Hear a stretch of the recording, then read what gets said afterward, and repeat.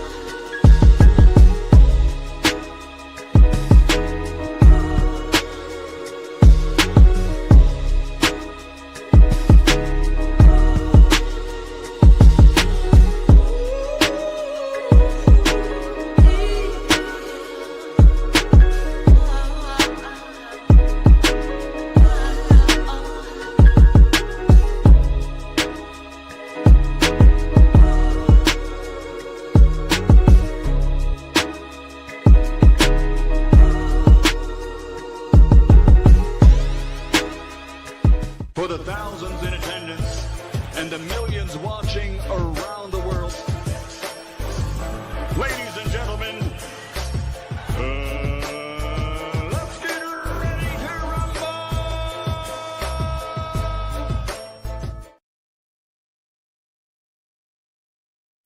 Yeah. What's going on, family? It's our boy, Coach Malachi in the building.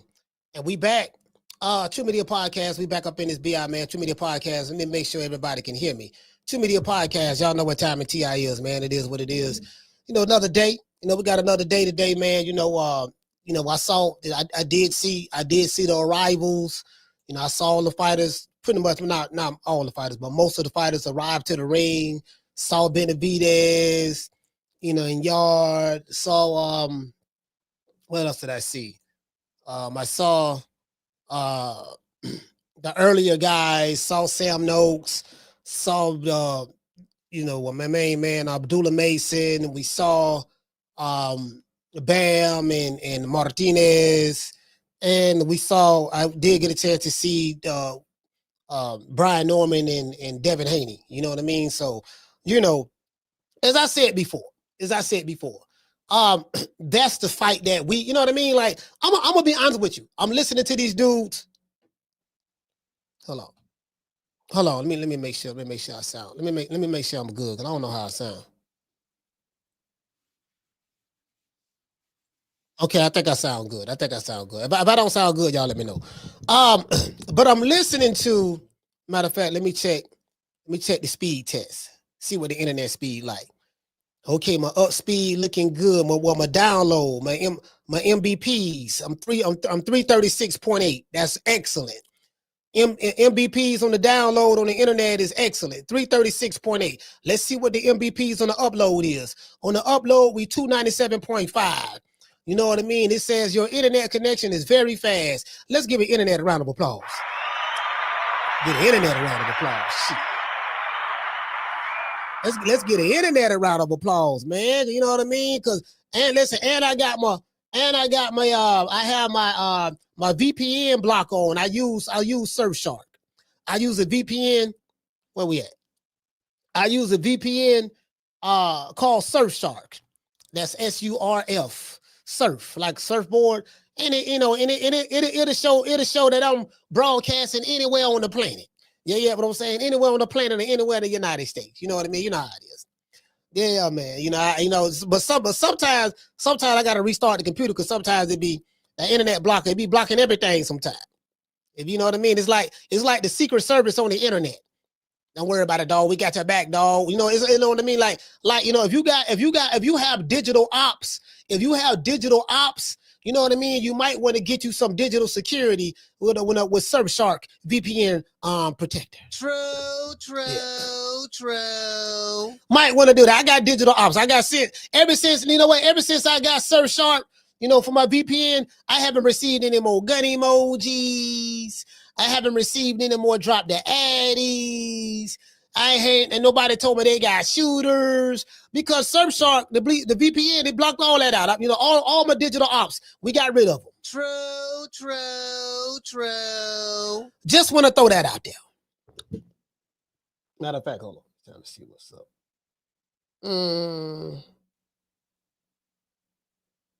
Let me see. Yeah, we're gonna do that. Let me see.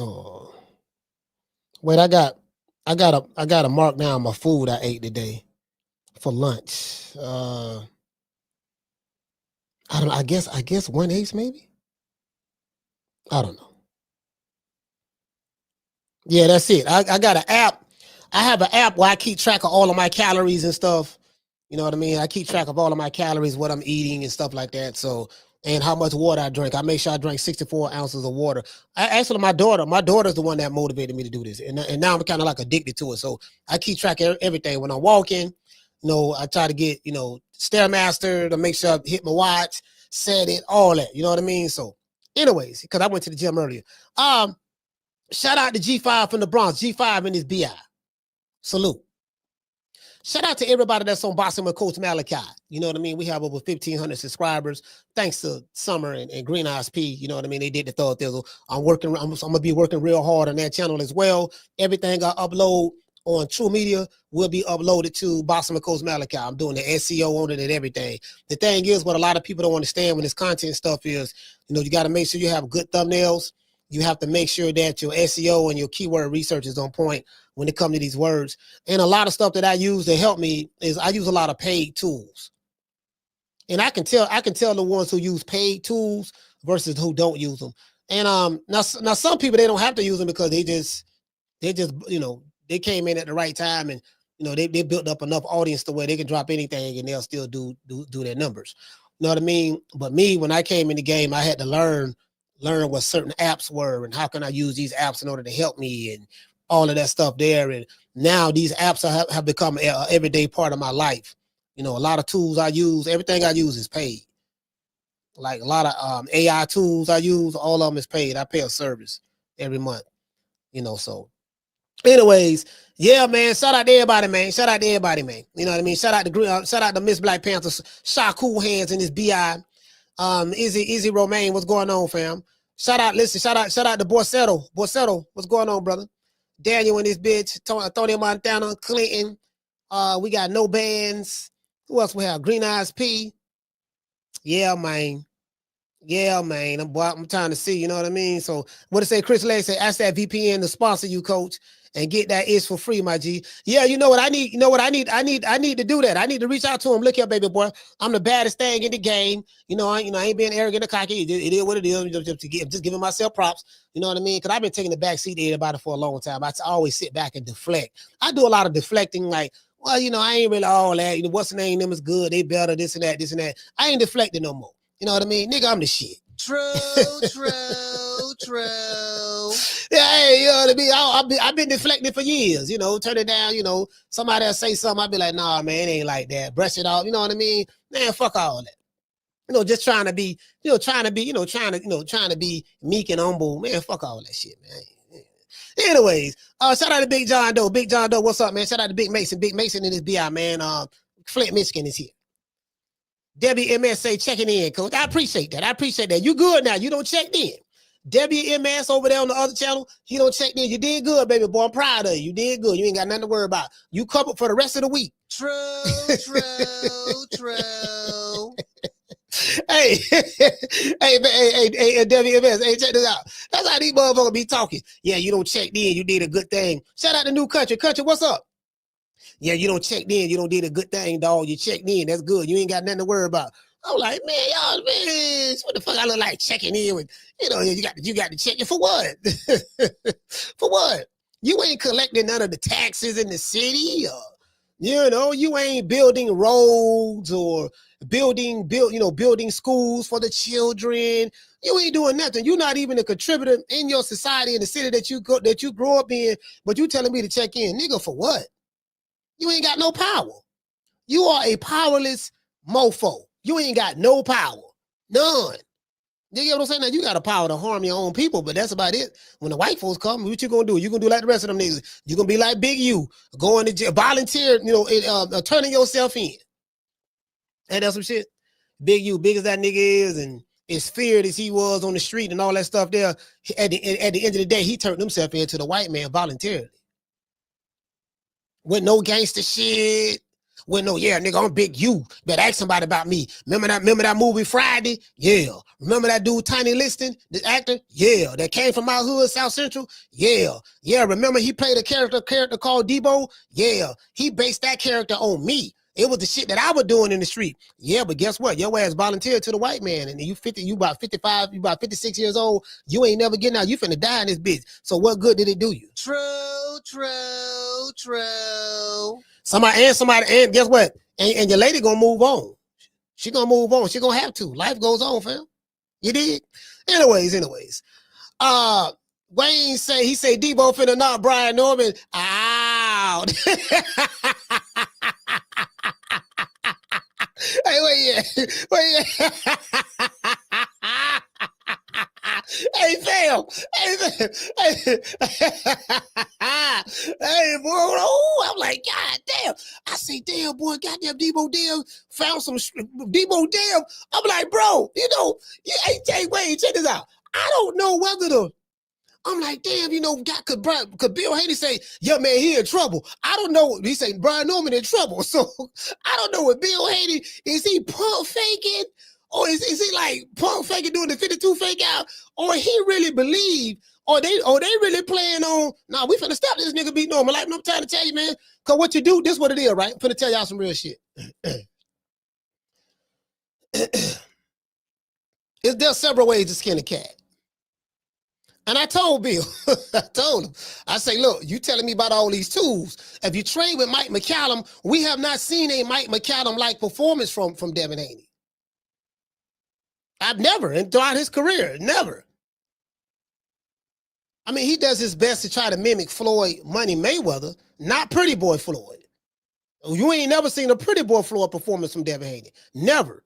Out of his 32 fights, you have never seen a Pretty Boy Floyd performance. There's a difference between Pretty Boy Floyd and Money Mayweather.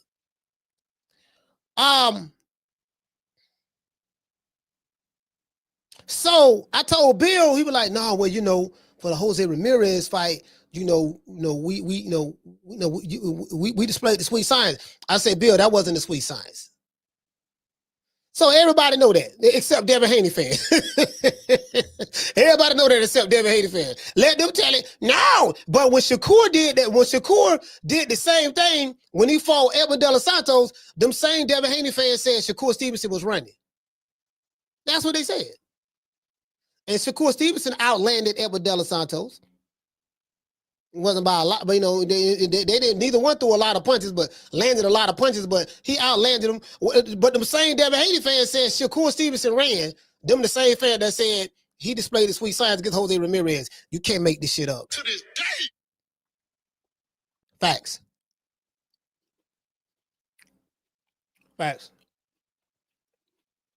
Can't make this shit up. Yeah, can't make this shit up. I'm dead ass. Dead ass. Can't make it up. I ain't got but a GED, and I figured that shit out. You did? So anyway. Let's get into the show. Devin Haney explains why he's looking to test Brian Norman's chin. He said, I won't be hard to find. I'm going to be right there. And I want to believe that. I swear, everything about power, I want to believe that. I say, shit, boy, nigga, the way Deebo Dev talking, boy. And I'm like, I wonder if by me talking so much shit about Deebo Dev, have I hyped up the Haneys? Have I hyped up Bill and the trainers and stuff? Because they listen to the show. And I'm like, damn, boy, Coach Malachi saying that shit with so much conviction. Deebo Dev in 5. And I told him, I said, look, you can if you're going to be Deebo, you got to be Deebo. What is Deebo known for? Deebo is known for intimidation. Deebo is known for striking fear in other people's hearts. Deebo is known for taking shit. But in order for him to take something, he establishes fear and intimidation in the beginning. That is what allows him to be able to take other people's things. Do you get what I'm saying? So that's what I told him. Look, man, look, okay, my nigga, if you're going to do this, you know what I'm saying? You got to be that now. You got to be that. So the way Dollar Bill is talking, they're going to be that Saturday. He said, Coach, did you see Abdullah Mason's handstand? No, I ain't see it. Yeah, you get what I'm saying? So maybe we would get that Mike McCallum-like style from Deebo. Because when you see, this is the thing, right? And I get what's out there. According to the Haney side, Norman is nothing but a puncher. He can punch. He ain't got no experience. He ain't fought nobody. He can't go the distance. I'm hearing now that, he ain't never been 12 rounds, which he haven't. So Devin Haney get him into those deep waters, he'll gas out. I would listen to I would listen to somebody. I forgot I was listening to, but they was talking about CJ Goodfellas. Shout out to CJ. I would listen to what CJ was saying. He was talking about how Brian Norman got tired in the Centillion fight and all that stuff there, and he can't afford to get tired like that. At the end to Devin Haney. There's only one flaw in that.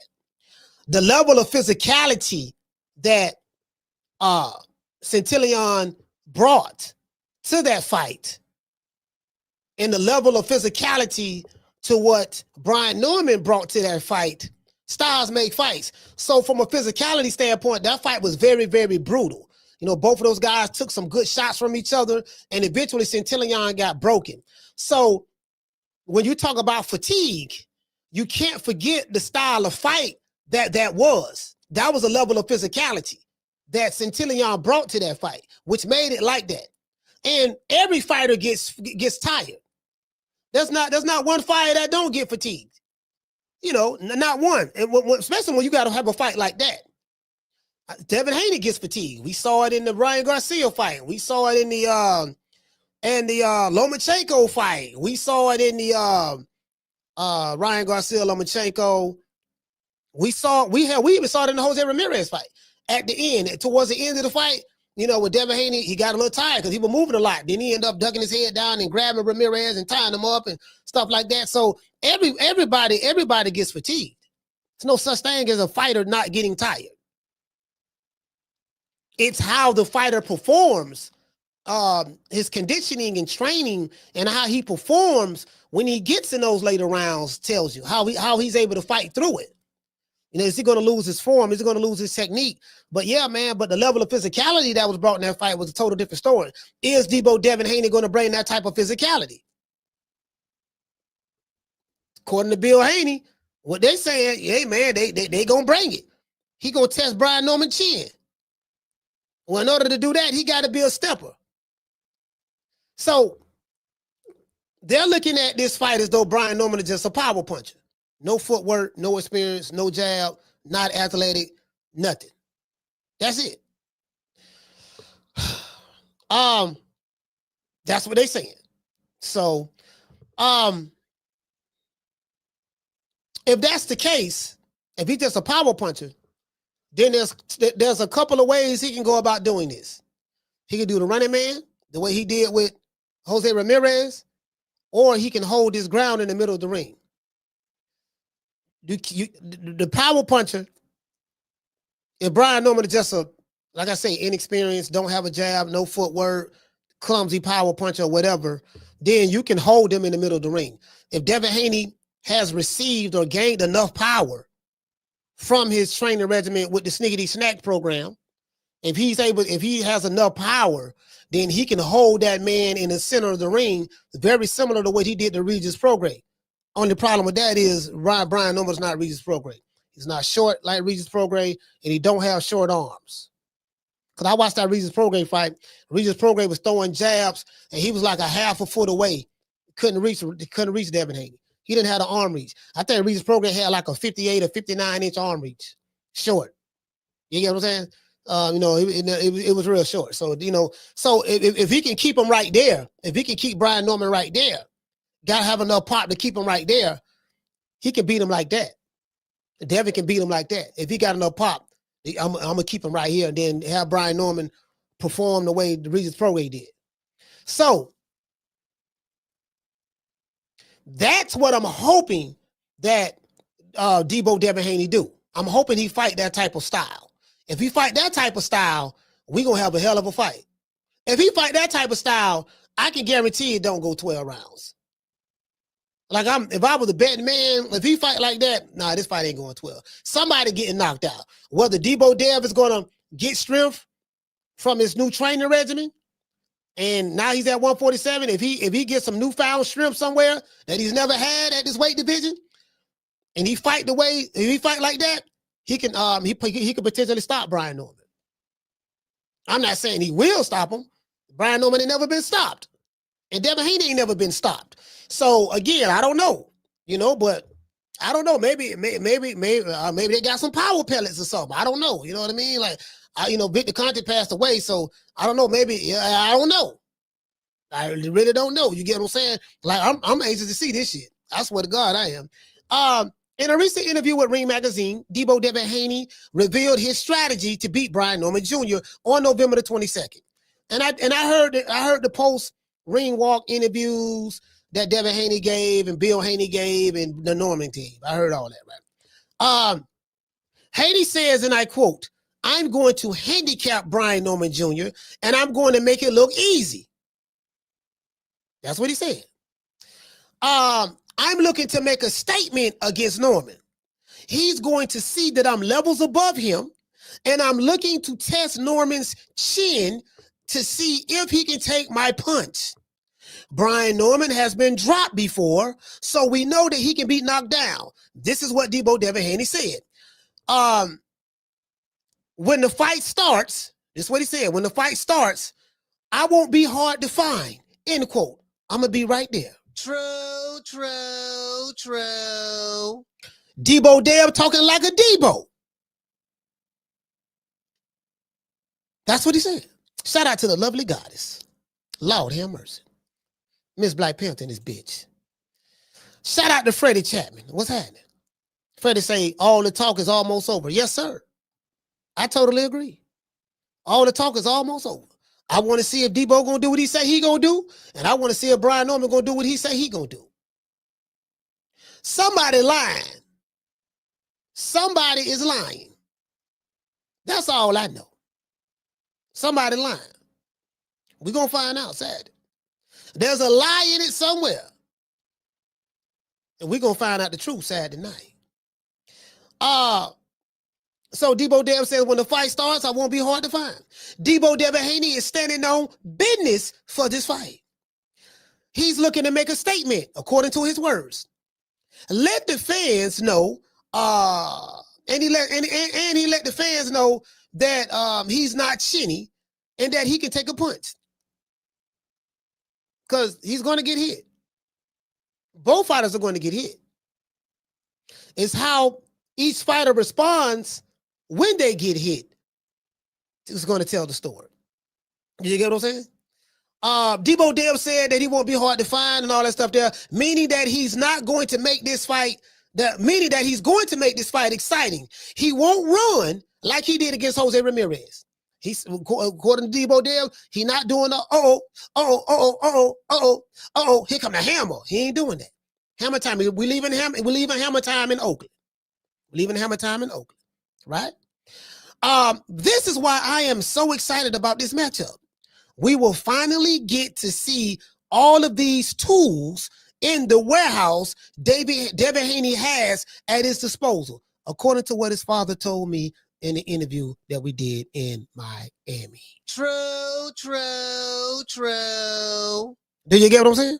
In other news, Abdullah Mason and Sam Noakes, Ben Rodriguez and Fernando Martinez, David Benavidez and Anthony Yard make up the rest of the card, right? However, there is no excitement for the other fights on the card the way there is with Norman Jr. versus Devin Haney. Why? Because the other fighters have, they really don't have that personality like that, what David Benavidez do, but they didn't do a good job promoting, selling their fight, bro. They didn't do a good job in selling their fight. Like, Brian Norman been talking for 4 months since this fight was signed, 4 or 5 months, right? Bill Haney went in hiding. He stopped talking. Well, he was talking a little bit, but then he stopped. Him and B got in an argument on the internet. You know what I mean? It's a lot of shit going on about the gloves, trying to get the gloves changed from 8 ounces to 10 ounces. There's a whole lot of shit going on. A lot of shit going on. right? But Saturday's here. And I'm not gonna lie, I like what I'm hearing from Devin. His fans say that, hey man, Devin got still. Listen. I want to see the Devin Haney that fought Regis Prograis. I want to see that Devin Haney. The Devin Haney that fought Lomachenko when he went on the inside. I want to see that Devin Haney. That's the Devin Haney I want to see. That's the one. That's the one right there. That one right there, the Devin Haney that fought George Kambosos, the second fight, and George Kambosos is a C-class fighter. Like literally. He beat Mickey Bay. He's a C-class fighter. But I want to see that Devin Haney. Yeah. That's the one I want to see. I want to see the Deebo. I want to see what you got on my 40, homie. I want to see set up punk before I knock your ass out. I want to see, you know what I mean? That's what I want to see. So I'm going to say this. When you're fighting a guy who has no footwork, only have power, clumsy, no jab, he ain't got nothing but power, like a Deontay Wilder, you push him back and you put him on the back foot. That's what Tyson Fury did to Deontay Wilder. Deontay Wilder was a power puncher. The only problem is Brian Norman is not Deontay Wilder. Brian Norman, y'all say he ain't got no footwork, you're going to find out Saturday. Y'all say he ain't got no jab, you're going to find out Saturday. Whatever y'all say, y'all going to find out Saturday. But when you're fighting, because the way they talking like he Wilder. Oh, he just a power puncher, that's it. He can only knock people out that's in front of him. That's what they say. Okay, cool, that's standing for him. Okay, cool. But when you're fighting a guy like that, the way they are describing him, you know what I mean, the Devin Haney YouTube channels, I ain't got to say their names, stuff like that. Well, all you got to do is take it to him. You take it to a guy like that and you push him back. And you bring a level of physicality to him. That's what Tyson Fury did to the power puncher Deontay Wilder. He was very physical with him, leaned on him, put his weight on him, hitting him with going to the body, up, all that stuff. That he pretty much like imposed his physical will on him. Right? I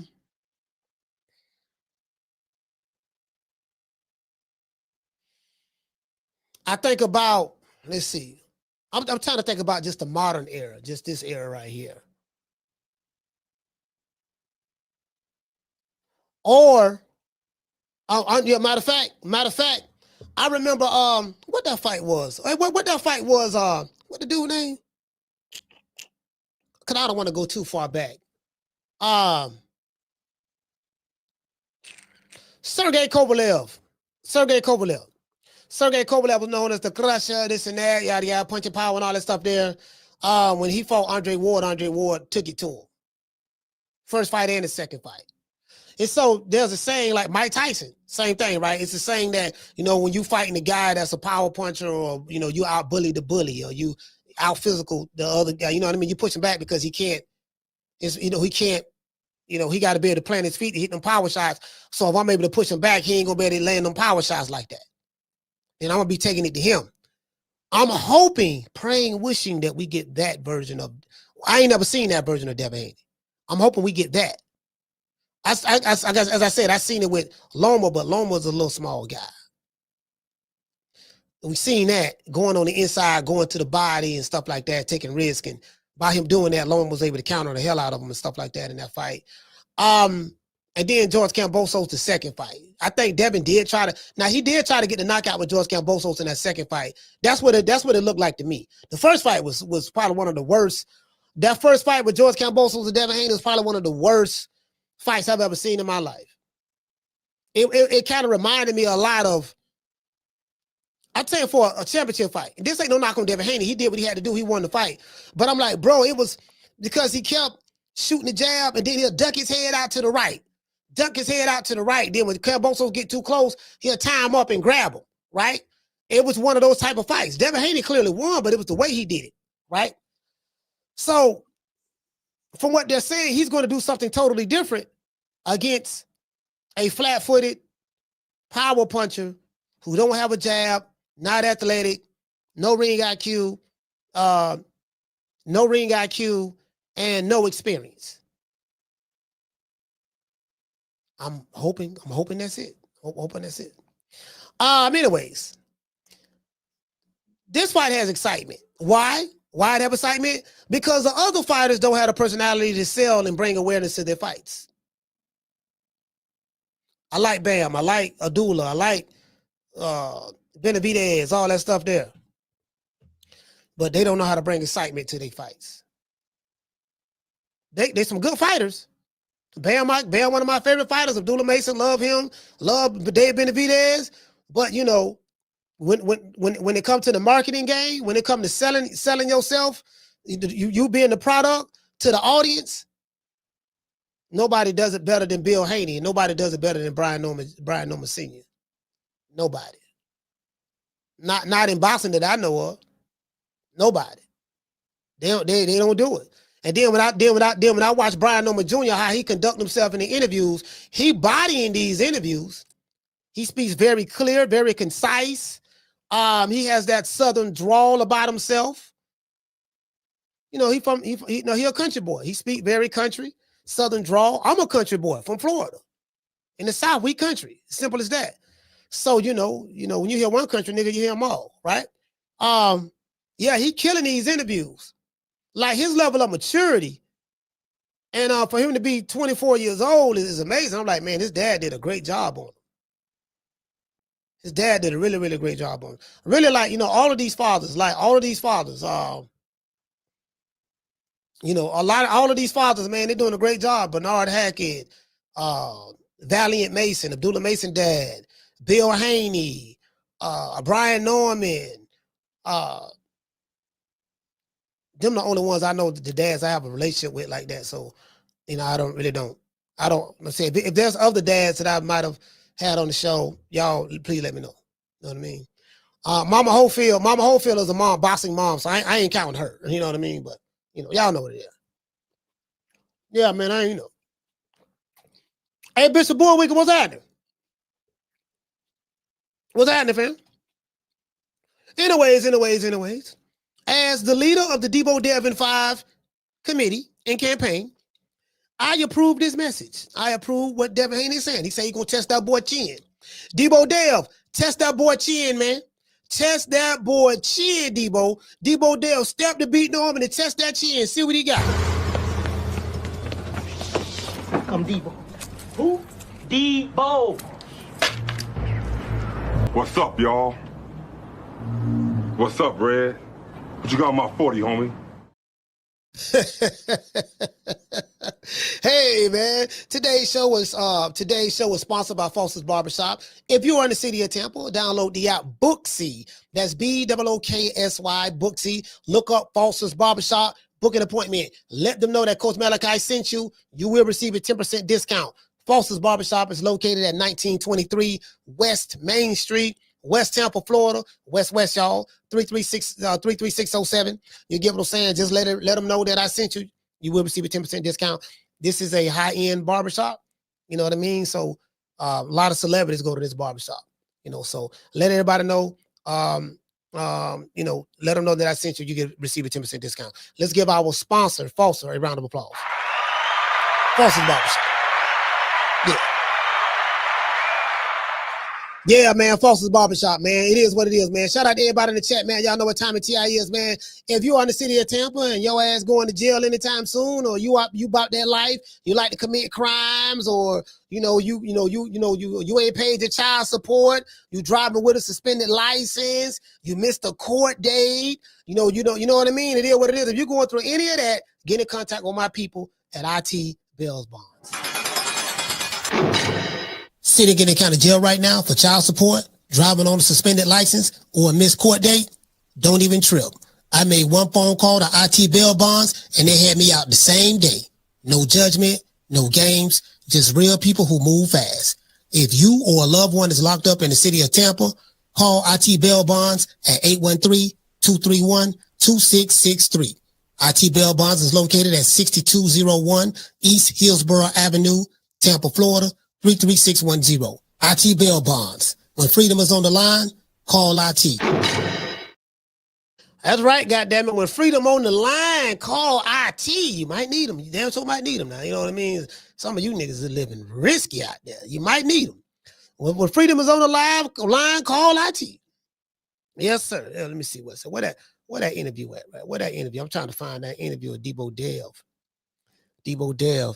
1, 2, Deebo's coming for you. 3, 4, better lock your door. 5, 6, get a crucifix. 7, 8, better stay up late. Yeah, man, yeah. Yeah, this what it is. Boy, this what it is, boy. It's here now, boy. It's here. Matter of fact, let me pull my notes out. I got my notes. I have my receipts. I have my notes because I timestamped this interview right here. I timestamped this one. Let's see. We're going to go to the 3-minute mark. We're going to go to the 3-minute mark right here. Start off at the 3-minute mark because that's when he asked him that question. Let me see. Ask him that right there. We're going to go to the 3-minute mark. Shout out to everybody, man. Y'all know what time it TI is, man. It is what it is. Before we get the show started, we want to dedicate this show to the hood. I want to thank the whole hood who came out here. I love y'all. I did this for the hood. Y'all know I beat that boy. Hey, all right with the AK. Shout out to AB.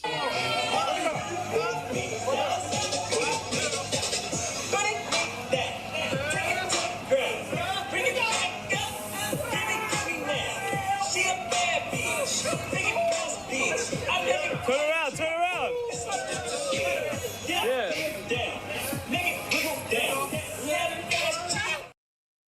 Hey man, it is what it is. It is what it is, boy. It is what it is. Ooh, I'm trying to tell you, boy, that twistity, boy. I'm starting to feel the twistity right now. I got the twistity. I got my Blame Bill Haney shirt on. I'll be wearing the other one. I'm gonna be wearing the other Blame Bill Haney shirt.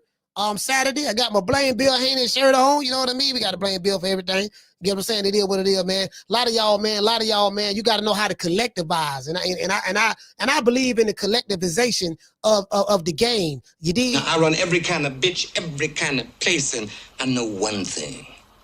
When it comes down on you, you either collectivize or you run like a solitary rat. All right, let's see what Deebo got to say. Let's like this video. Let's see what Deebo got to say. I do not own the rights to this material. It's for education. Education purposes only. You dig? Obviously, we know what Brian Norman brings to the table. Power punching. He's coming off a 3 knockout streak. And see, and listen, when they talk about Brian Norman, they just say he'll power puncher. That's it. We're gonna find out. You've seen him in person. There's a little pushing and shoving, a little feeling out process. You told him, listen, muscle don't win you fights. That power ain't nothing. Yeah. So talk to me about when it is fight night, what you're looking at to try to. Hey, it's funny, right? Because he did tell him, he say, Brian Norman never said anything about muscles. Devin Haney said it. Yeah, you got muscles, but muscles don't win fights. But then when I spoke to Bill Haney, Bill said, yeah, they say Brian Norman got muscles. I said, Bill, they didn't say that. You said that. That came from y'all. He said, yeah, whatever. So since Brian Norman got muscles, we went and got us some muscles. That's what Bill Haney said. I'm dead ass serious. That's what he told me. That's what he said. All right. So the same muscles that don't win fights, he went and got them some. Okay. Without giving out game plan, what you're trying to expose a little bit in Brian Norman. Yeah, no, I mean, he definitely has, weaknesses and he has, strengths.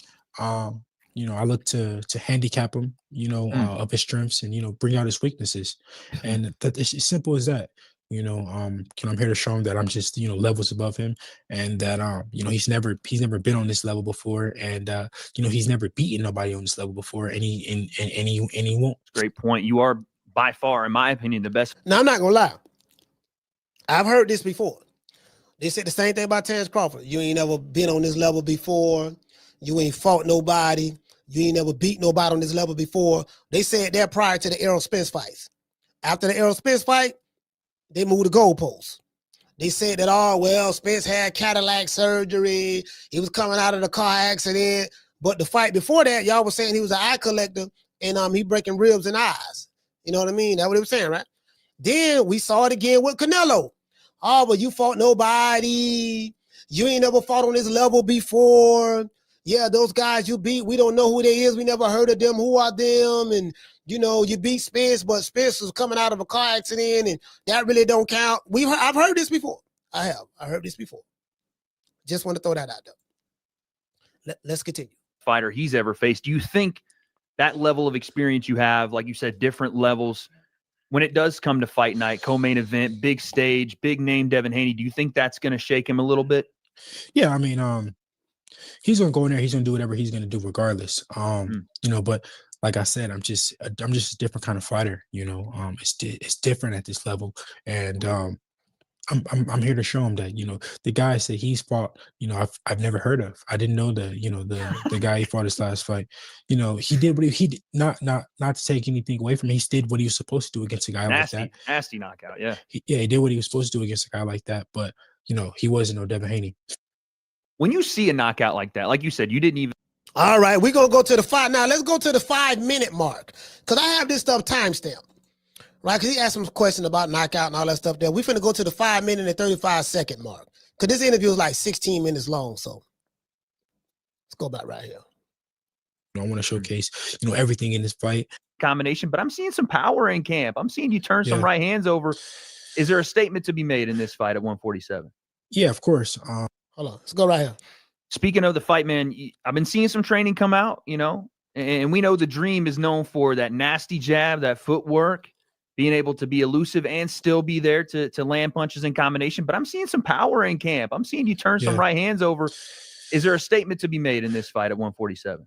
Yeah, of course. You know, I'm looking to show, you know, how much better I am at this weight class, how much stronger, how much more I can, how much better I can, you know, my punch resistance is, you know, at 147. I'm looking to show the best Devin Haney. I want to show my full arsenal. You know, I want to showcase, you know, everything in this fight. And I don't think that Brian has the best chin out there. We've seen him hurt multiple times. So, you know, I look to go in there and, you know, he's looking to test my chin. I'm looking to test his. I was going to say, that's what he wants to. Hold on, so Deebo Dev say Brian Norman ain't got the best chin out there. We don't see him get dropped, so we know it can happen. I'm looking to do that. He looking to test that chin. That's what Deebo said. Deebo said he gonna be the chin checker this come Saturday night. True. Shout out to Chassis T and the Goddess. Yeah, the chin checker, Deebo Dev. Let's continue. Dude, too, he's talked about the left hook. You've seen it. Everybody's talked about it. He's got a nasty one, but I like that answer. You're saying we're going to flip the script. You know, you think you're the big power guy here. Obviously, we're going to do it within the reins of being a good boxer and showing off our technique. But I like this, Devin. I think that there's going to be a lot of people looking at that fight and saying, what Devin Haney are we going to get here? And because you can fight in so many different ways, I think that's a strength you have that people don't give you credit for, is you can win in a lot of different ways. Yeah. Yeah, I'm a very versatile fighter. So Deebo Dev is a Swiss Army knife. A Swiss Army knife. You know, he got a whole lot of, you know what I mean? We can flip that one, we can flip that one. The Swiss Army, you see what I'm saying? Swiss Army knife. Swiss Army knife, Deebo Dev. He said he can win in many different ways. Brian Norman only has one way to win. That's okay. I've got a lot of experience, and I look to show it on November 22nd. All right, let's go back. Let's go back and hear that part again. I want to hear that part again. I want to make sure y'all. All right, so hold on. So hold on. Let's go to the 3-minute mark first. Let's go back. What you're looking at to try to, without giving out game plan, what you're trying to expose a little bit in Brian Norman. Yeah, no, I mean he definitely has, you know, weaknesses, and he has, you know, strengths. You know, I look to handicap him, you know, of his strengths, and you know. So Deebo say he looking at handicap of his strengths. Out his weaknesses, and that it's as simple as that. You know, I'm here to show him that I'm just, you know, levels above him, and that you know, he's never been on this level before. And levels above him, never been on this level before. Okay. And you know, he's never beaten nobody on this level before, and he won't. Great point. You are by far, in my opinion, the best fighter he's ever faced. Do you think that level of experience you have, like you said, different levels, when it does come to fight night, co-main event, big stage, big name Devin Haney, do you think that's going to shake him a little bit? Yeah, I mean, he's gonna go in there. He's gonna do whatever he's gonna do, regardless. You know, but like I said, I'm just a different kind of fighter. You know, it's different at this level, and he's a different kind of fighter. It's different at this level. Okay. And, I'm here to show him that, you know, the guys that he's fought, you know, I've never heard of. I didn't know the Guys, Brian Norman's fault. He's never heard of them. Okay. Guy he fought his last fight. You know, he did what he did, not to take anything away from him. He did what he was supposed to do against a guy like that. Nasty knockout, yeah. He did what he was supposed to do against a guy like that. But you know, he wasn't no Devin Haney. Okay, all right. He wasn't no Devin Haney, and I guess the guys that Devin Haney has fought wasn't no Brian Norman as well. So we got to say that. Speaking of the fight, man, I've been seeing some training come out, you know, and we know the Dream is known for that nasty jab, that footwork, being able to be elusive and still be there to land punches in combination. But I'm seeing some power in camp. I'm seeing you turn some right hands over. Is there a statement to be made in this fight? So they talking about Deebo Dev's power. The power in the camp. You can't be a Deebo and don't have power. Can't be a Deebo without, there's no such thing as Deebo without power. You did? 147. Yeah, of course. Still be there to land punches in combination. But I'm seeing some power in camp. I'm seeing you turn some right hands over. Is there a statement to be made in this fight at 147? Yeah, of course. You know, I'm looking to show, you know, how much better I am at this weight class, how much stronger, how much more I can, how much better I can, you know, my punch resistance is, you know, at 147. I'm looking to show the best Devin Haney. I want to show my full arsenal. You know, I want to showcase, you know, everything in this fight. And I don't think that Brian has the best chin out there. Okay. He said he don't think Brian Norman has the best chin. So is Brian Norman chinny? We know. Sorry, but I'm eating grapes. We know that people said that Devin Haney is chinny. Is Brian Norman chinny? He has been knocked down before. Devin Haney said feel that that's something that he can exploit. Said, well, the dude ain't got the best chin in the world. I think that's part of what Bill told him. We could check that chin and you can drop him and get him out of there, Deebo. We'll see. Is Brian Norman chinny? It's a good question. We've seen him hurt multiple times. So you know, he said we've seen him hurt multiple times. Okay. Look to go in there and you know, he's looking to test my chin. I'm looking to test his. I was gonna say that's what he wants to do too. He's talked about the left hook. You've seen it. Everybody's talked about it.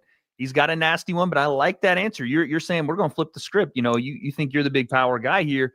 Obviously, we're gonna do it within the reins of being a good boxer and showing off our technique. But I like this, Devin. I think that there's gonna be a lot of people looking at that fight and saying, what Devin Haney are we gonna get here? And because you can fight in so many different ways, I think that's a strength you have that people don't give you credit for. Is you can win in a lot of different ways. Yeah. That's those tools. See, when you can win in a lot of different ways, that's those tools that they got in the warehouse that he gonna pull out. Those are the tools that Bill Haney told me about. We got a lot of tools in the warehouse. So Deebo Dev is looking to bring the tools out. This one right here, you know, we got the Phillips screwdriver, we got the flathead, we got the electric drill, we got the jigsaw, we got the monkey wrench, you know what I mean? We got the socket wrench, you get what I'm saying? We got the hammer jack, we got a regular hammer, we got MC hammer, we got a mallet, we got a whole lot of tools, you get what I'm saying? True. Whole lot of tools. I'm a very versatile fighter. Got a lot of experience, and I look to show it on November 22nd. All right, let's go to the 12-minute mark. Cause the rest of that shit there wasn't nothing to talk about. Let's go right here. Try to put you in different positions on the back foot. Do you think that's how he's going to approach this? Each other, and who's a better man? Do you think though that he'll take some of the I don't want to say notes, but things that Jose Ramirez tried to do and walk you down and try to put you in different positions on the back foot? Do you think that's how he's going to approach this? Yeah, I think he'll go in there and come and try to come forward and do the same thing that he's done in his past fights. Yeah. And I'll be there to meet him. I want to give you. I won't be hard for him to find. Okay, so you heard Deebo Dev. Deebo say, I think he gonna try to come forward like he did in his previous fights, and you know what I mean. Try to step to me. And he said that I'm gonna be right there to meet him. I won't be hard to find, my nigga. Boy, when Deebo Dev said that, when he said, I'm going to check that chin, I'm going to test Brian Norman's chin, and he said, goddamn it, I'm going to be right there to meet him. That means, goddamn it, Deebo Dev finna hold his ground. Because if you're fighting a guy who you think has no footwork, just one dimensional, just a power puncher, you hold your ground with him. That's what Andre Ward do. Andre Ward used to do that. He'll hold his ground against some type of dudes. Bernard Hopkins used to do that. I'm going to hold my ground right here. And then eventually he end up pushing them back. You get what I'm saying? So is that the game plan Deebo going to play? Because if you're going to be Deebo, and then Deebo got newfound power. I don't know if he got a new snack pack. You know, that Sniggity Snacks. And I like Sniggity Snack. Not wrong with it. It's a legal supplement. It's legal. It's not illegal. But, you know, you got the Sniggity Snack. You know what I mean? And, you know, Deebo Dev, you know what I mean? Deebo Devin 5. Deebo Devin 5, anybody? Deebo say he going to be right there. He say he going to check that boy chin. He say he going to check that down South Georgia boy chin. We gonna test it. We gonna test that chin. We know he chinny. He been dropped before. We know that. And I'm gonna be right there. That's what Deebo said. So we might see that Mike McCallum style, or we might see a little bit of that Sugar Shane Mosley, because he didn't display the Sugar Shane. He didn't display the Sugar Shane style when he fought Jose Ramirez. But this might be the fight that when he bring out what he learned from Sugar. This might be the fight that what Deebo bring, what he what he learned from Sugar. We might see a little bit of Zab in Sugar. We ain't gonna see Pretty Boy Floyd because he ain't never fought like Pretty Boy. Devin Haney don't know nothing about Pretty Boy Floyd. He probably know about Money Mayweather. I don't think he know nothing about Pretty Boy Floyd at all. You know what I mean? We ain't never seen him do a Pretty Boy Floyd type of performance to nobody, right? Anyways, or even that style, right? But yeah. That right there, I caught the Holy Ghost. I caught the Holy Ghost when I heard him say that. Deebo said, I'm going to be right there. Ain't going to be hard to find. Ooh, okay. Talk that talk, Dev. I wanted to say this too. I went back and watched the Jose Ramirez performance. And granted, there wasn't a lot of punches thrown. But when there were moments where you countered off that back foot, you were catching him with some nasty stuff, man. And I was like, this motherfucker lie. He said, see this what a nigga go to brown nose. Yeah, man, I watched that fight. And even though it wasn't that many punches thrown, but yeah, man, you when you let your hands go, you were catching it with some nasty stuff. Boy, hush. True. Hey, Octavia, boy, hush. Let's go back. Hey, see, these kind of interviews Devin Haney like to do. He like to be on Deebo. He like to be on these kind of podcast right here. Yeah, dog. Yeah, don't worry about it, dog. You don't worry about it. Yeah, he was catching with some things. You know what I mean? Hey, boy, hush. Back foot, you were catching with some. Ooh, okay. Talk that talk. Jose Ramirez tried to do and walk you down and try to put you in different positions on the back foot. Do you think that's how he's going to approach this? Yeah, I think he'll go in there and come and try to come forward and do the same thing that he's done in his past fights. Yeah. And I'll be there to meet him. I did want to give you. I won't be hard for him to find.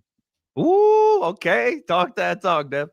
I wanted to say this too. I went back and watched the Jose Ramirez performance, and granted, there wasn't a lot of punches thrown, but when there were moments where you countered off that back foot, you were catching him with some nasty stuff, man. And I was like, this didn't get looked at in real time the way I think it deserved. I was like, oh snap! When you sat down on punches, I saw some of that power come out. Then I can't wait.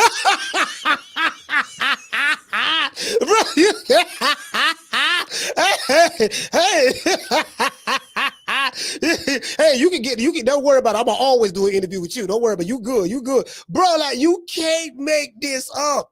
This man is literally sitting here lying to Devin. Lying to him. Yeah, dog, you did. Now you did very seldom did that, you were moving and moving so goddamn much they could catch it. But when you did sit down on them shots, yeah, man, that was impressive. You don't get enough credit. You can't make this. Hey, Miss Lady T, you can't make this up. You can't make this up. You can't make this up, fam.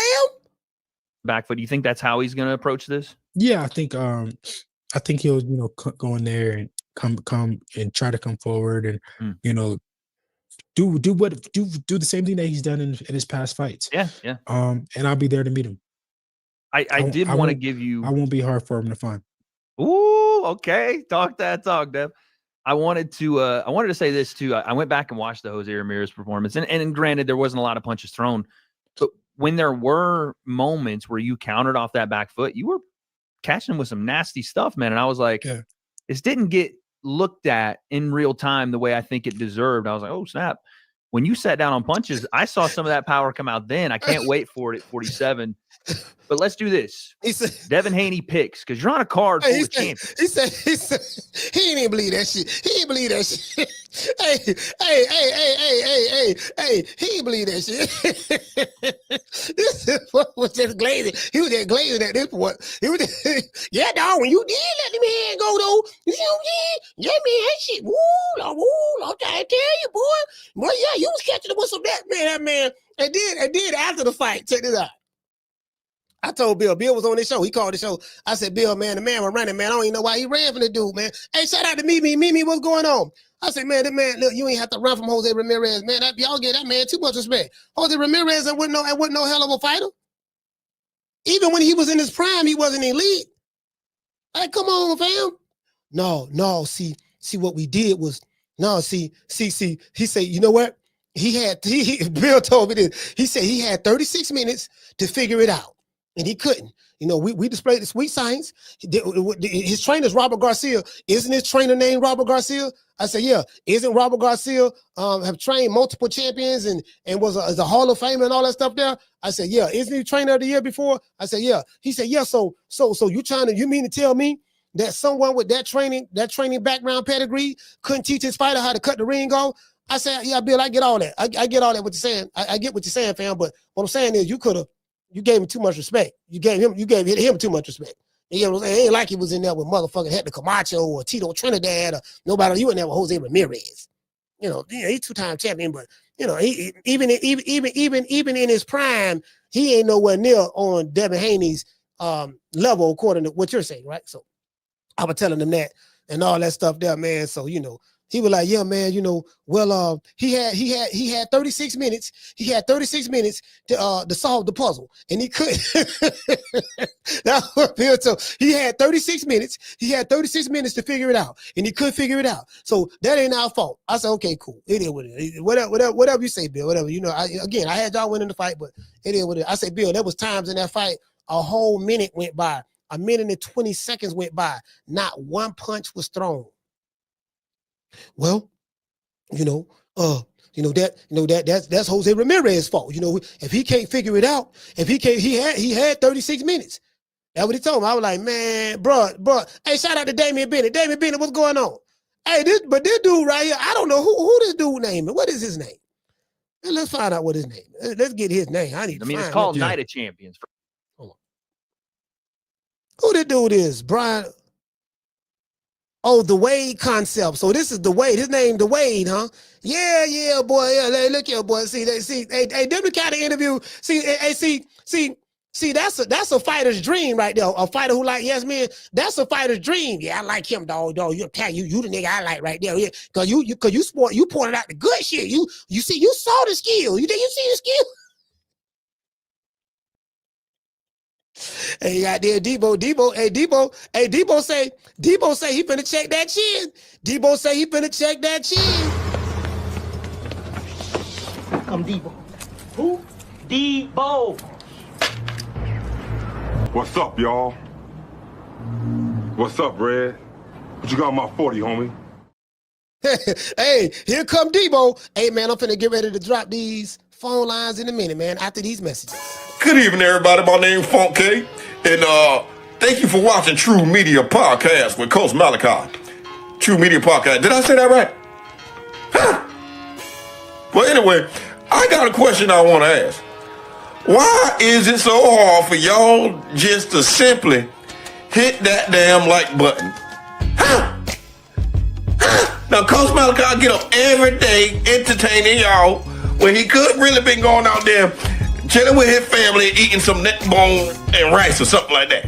But instead, he chose to come up here to entertain y'all, and y'all ain't hitting the like button. Now go hit the like button. Why you ain't hit that like button? Huh? Go hit that like button with your hard head cheese looking self. Coach Malachi doing a hell of a job. The least you can do is hit the like button, y'all. Yeah, man. It is what it is. Dude say Jose Ramirez beat Maurice Hooker for the belts. Blair Carr beat Hooker. Yeah. But what I'm saying is there was still nothing elite about Jose Ramirez, is what I'm saying. Yeah, he beat Hooker, but who was Hooker? Maurice Hooker ain't no goddamn body. Just being honest with you. He's a good fighter, but he wasn't nothing elite about him. That's my whole point. And then Blair Carr beat Hooker. So yeah, you get what I'm saying? I mean, that's my whole point. Like, give me a prime Jose Ramirez. There's still nothing elite about him. He's not an elite fighter. He's always, you know what I mean? He's a good fighter, decent fighter, but flat-footed, you know what I mean? You know, he got heart, he gonna fight. Now, I like Jose Ramirez, but I'm just saying there's nothing elite about him, what I'm saying. So, hey, what you say? T-Mac say Wade had Devin stopping Ryan Garcia last year, by the way. Yeah, but see, what I'm saying is, this is what I'm saying, you know.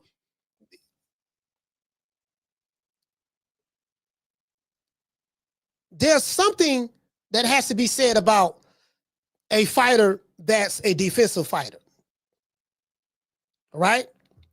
And from a defensive standpoint, it has to be something about you from a ring IQ position. If you got this high ring IQ to where you know how to take away what that other guy's trying to do, irregardless of what. With the Ryan Garcia fight, the Haney's can say, well, look, the only reason you lost that because Ryan was on PEDs.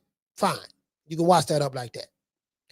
The Jose Ramirez fight, nah, we just showing that we can box, whatever. Fine. This fight, we gonna take it to Brian Norman. I'm not gonna be hard to find. He gonna find out that I'm stronger than he think, whatever. He's only a one-dimensional fighter. He only has power. He ain't fought nobody. He ain't fought on his level, A, B, C, and D. I'm gonna be right there. Now, this is, I finally get a chance to see what you learned from Mike McCallum. I finally get a chance to see what you learned from Sugar Shane Mosley. Now, as I said before, Devin Haney has trained with Mike McCallum. Devin Haney has trained with Sugar Shane Mosley. Devin Haney has trained with Zab Judah. Devin Haney has trained with Floyd Mayweather Sr. and Money Mayweather. Not Pretty Boy, but Money May. So he have those styles that he's learned from those master teachers and Hall of Famers, right? I call him Sugar May Judah because he can, it's like the fusion technique. He can fuse all those styles together into one. And like I told Brian Norman Sr., I said, look, man, you can be fighting 4 niggas in one. He said, what do you mean? That's what I told him in Vegas. When y'all remember what I told when I was bragging about Deebo Dev, I say Deebo Dev fought Lomachenko, he fought George Kambosos, which ain't nobody. George Kambosos, I still say George Kambosos ain't nobody. Everybody know that. Everybody know that. You know that. That's why people discredited Devin Haney for becoming undisputed. They're like, man, you beat George Kambosos. I ain't never even heard of no goddamn George Kambosos until when he fought Regis Prograis, till when he fought Teofimo. I ain't never even heard of him. Then I had to go back and look and see the fights he had. Then I finally saw who he fought. He fought Mickey Bay. He beat Mickey Bay, who is Devin Haney's current trainer. I said, then that motherfucker beat Mickey Bay after he beat him in Australia. You get what I'm saying? So, yeah, so anyways. So I said he beat Jojo Diaz. You know, he beat Jorge Linares, Jose Ramirez. He fought Ryan Garcia, beat Gamboa, the Gamboa that Crawford knocked out in 2014.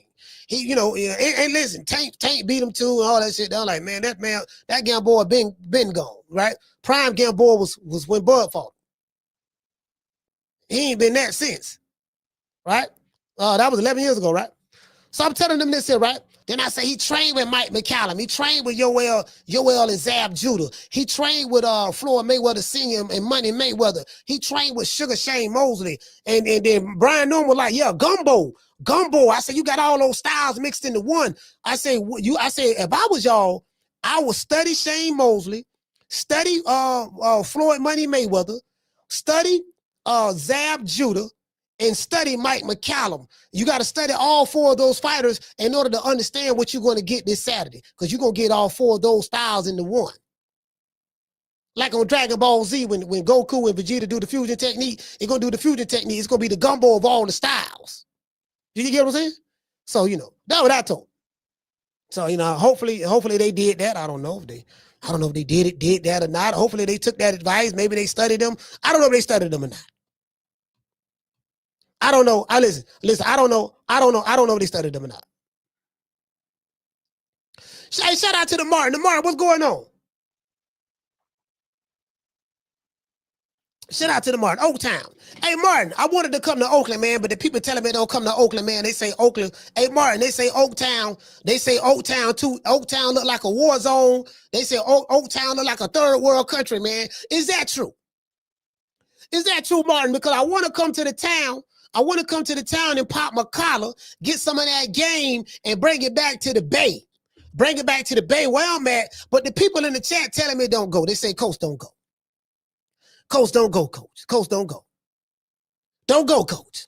They telling me not to come to the. Listen, Martin say it depends on where you go. I want to go where the pimps and players at. I'm trying to elevate my game. I already have game being from the Bay, Tampa Bay, but I'm trying to take my game to the next level. And I want to do the fusion technique. What Martin at? Let me pull Martin up. Martin, let me pull you up right quick. What Martin? Where you at, Martin?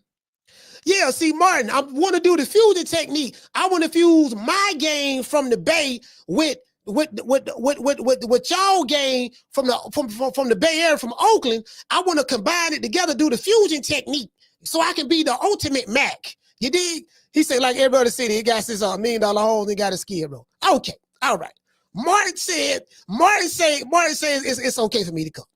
Long as I don't go to the worst. Hey, God is saying, keep your collar. He said, keep your collar in your hands and tell for Coach. Hey,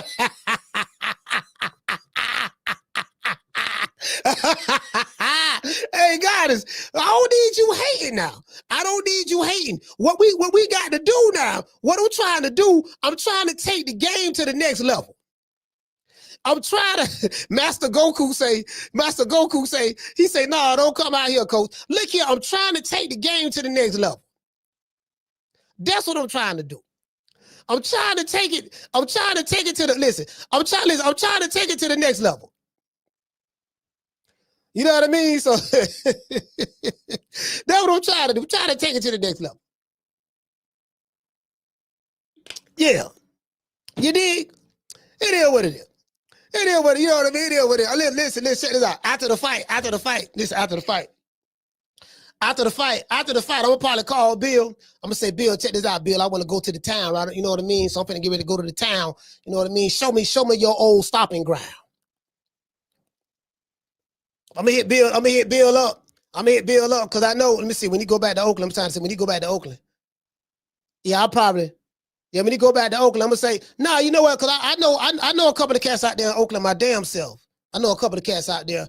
But I'm gonna holler at Bill. I'm gonna be like, hey, Bill, man, show me your old stomping ground, Bill. Show me where you got the gang from. What blocks you used to run. You get what I'm saying? And we listen. So I probably be with Bill Haney, and we probably have a camera, and he get to show me the spots. Like, yeah, you know what I mean? I was putting the game down over here. You see what I'm saying? Dev was born right here on the block. You dig? Devin Haney, you know, like whatever's in me is in him. Deebo Dev, he was born on the block. So the game is in him. You get what I'm saying? True. Yeah, I'll probably hit him up. I think I spoke to Bill about part of last week. Shout out to Jamie. Hey, okay. Dropping that $2 super chat. He said Oakland is like a post-apocalyptic town. So wait, hold on, fam. Are you talking about the bad part of town, fam? Are you talking about the hood? Are you talking about the entire city? Every city got a bad side and a good side. Are you talking about the entire city? So even the suburbs is bad? Like, are there any, do you get what I'm saying? Y'all talking like when I get to Oakland, it's gonna be zombies and people walking like this here and you know, like y'all talking like Oakland, like the return of the living dead or something.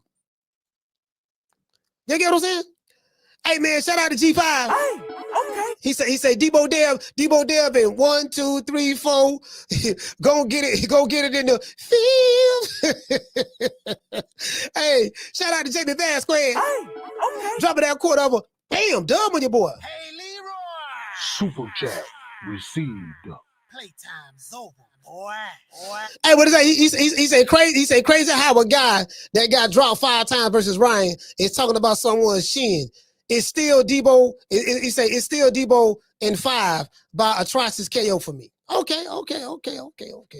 Well, the Ryan fight don't count because, you know, the PEDs was the reason why Devin Haney got dropped. The PED was the reason why Devin Haney couldn't block the left hook. The PEDs was the reason why Devin Haney was not defensively sound, according to them. You get what I'm saying? So, shout out to CJ from the 504. Dropping that quarter of a dub. He said, Devin said, I'm going to do what I want to do in the ring, and I can tell Brian what I want to do, and there's nothing he can do about it. Yeah, facts. He did say that. Hey, CJ, facts. He did say that. He said, I'm going to do what I want to do in the ring because I'm Deebo. And no matter, I can tell Brian Norman what I'm going to do, and there's nothing he can do about it.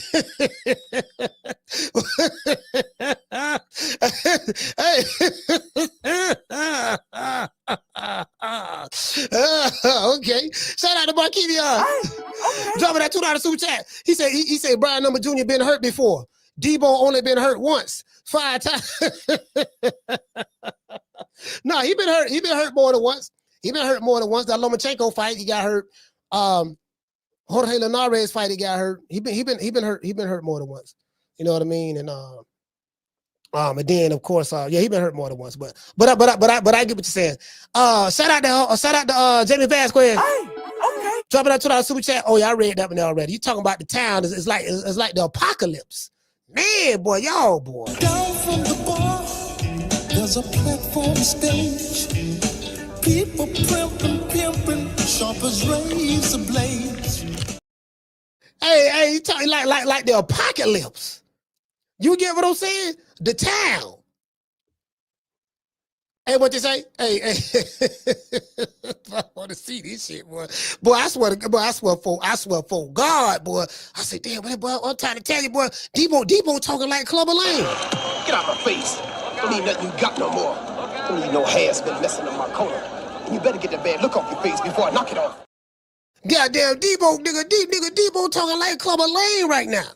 Finna get ready to drop these phone lines right after we dedicate this song to Dr. Umar Johnson. See your eyes shine, she's my snow bunny, please. In the winter lights, so she's my sweet Dr. Queen. Talk to my nose, this lover's got is so raw. Make you move, stepping out from out of control. It's me against the light, snow bunny. Moving on the bar, everything's alright. Got that smooth, so feel. No, that's next to the law. With my snow bunny love, we're party about the night. See your eyes shine, she's my snow bunny, please. In the winter lights, so she's my sweet Dr. Queen. Talk to my nose, this lover's got it so raw. Make you move, stepping out from out of control. It's me against the light, snow bunny. Moving on the bar, everything's alright. Got that smooth, so feel. No, that's next to the law. With my snow bunny love, we're party about the night. See your eyes shine, she's my snow bunny, please. In the winter lights, so she's my sweet Dr. Queen. Talk to my nose, this lover's got it so raw. Make you move, stepping out from out of control. It's me against the light, snow bunny. Moving on the bar, everything's alright. Got that smooth, so feel. No, that's next to the law. With my snow bunny love, we're party about the night. See ya. Yeah, man, Snow Bunny Love, man, the #1 hit song at the liquor store. Phone lines open, man, 530-494-9636. Y'all call the old boy, man. Look here, man, goddamn Deebo Dev, boy, nigga. Dale said he gonna step. Dale said he finna check that boy. He finna check that boy Brian Norman chin, man. He said, yeah, we know he listen. We know he chinny. We know he chinny. He don't been dropped before. Guess what? We finna do it again. We finna do it to him. Step all on over that boy. Hey, what his trainer say? He said Deebo Dev go knock Brian Norman out. dog. You want to talk some shit? Call me. Start some shit, bitch. Sup, fool? You gonna talk shit about me, homie? Where you from?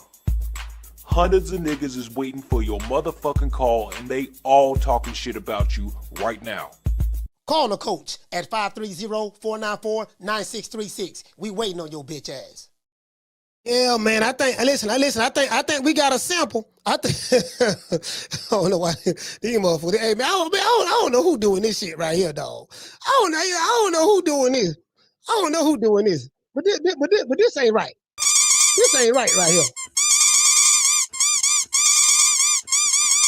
This ain't right. Cause they making it seem like Deebo Dev ain't got no punching power right here. You know what I'm saying? Look how fast some hands is though. And he's sitting right there. He finna go to work. Deebo Dev finna go to work on B. Norman. He finna go to work on him. Look what he doing to the punching bag. And he finna go to work on B. Norman, Zell. Oh, I'm trying to tell you, boy. Shit, man, boy. I don't know.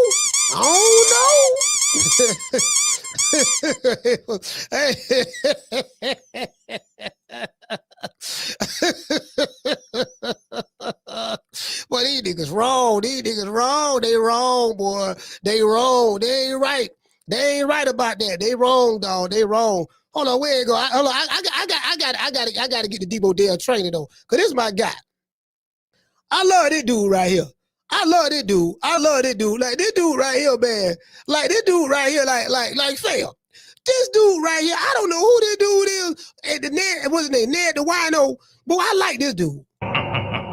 Deebo finna knock Brian Norman out. Oh, look. That's him on the ground. He's walking over him. Hey, I like that shit. Hey, I like that. I ain't gonna lie. I like that. Hey, Carlos, what's your name? You calling from? Martin from Jersey. What up, Coach? Martin, talk to me. Yeah, Coach. Who's that guy that interviewed Devin Haney? Like, I never seen that dude before. Talking about. Yeah, I see you turning the right hand in training, and throwing a little power in the fight with Ramirez, which I mean, it must have been the part that I was sleeping, Coach. They actually saw some power in that fight. It must have been the part that I was like knocked out on the couch watching it. So, boy, like, Jesus Christ. Hey, you know the crazy part about it? You know the crazy part about it? He said it with a straight face. Yeah, like just sitting there and straight lie. I know Devin Haney in the back of his mind had to say, man, he's lying to me right now. Yeah. And he's gassing me up right now. You know, he can't possibly believe that dude being honest. Like, that's impossible. For you to think that he was being honest with you, man. I'm like, man, what's up with this ass kissing that dude is doing over here, man? Coach. It's crazy. What's going on? Listen, Coach.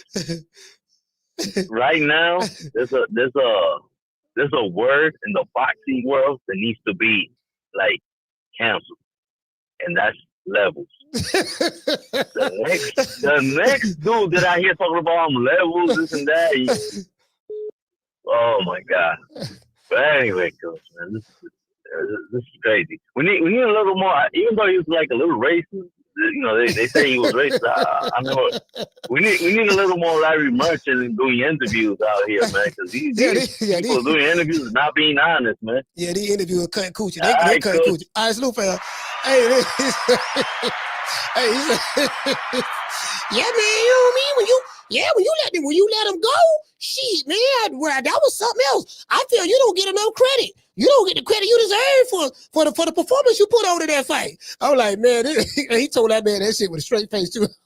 I was like, damn, he said it with a straight face. I was like, damn, I was like, you get what I'm saying? And he said that shit with a straight face, dog. That's what got me. I said, damn, I'm like, you know what I'm saying? But I thought he was gonna be like, say psych or something like that. No, he said that shit with a straight face.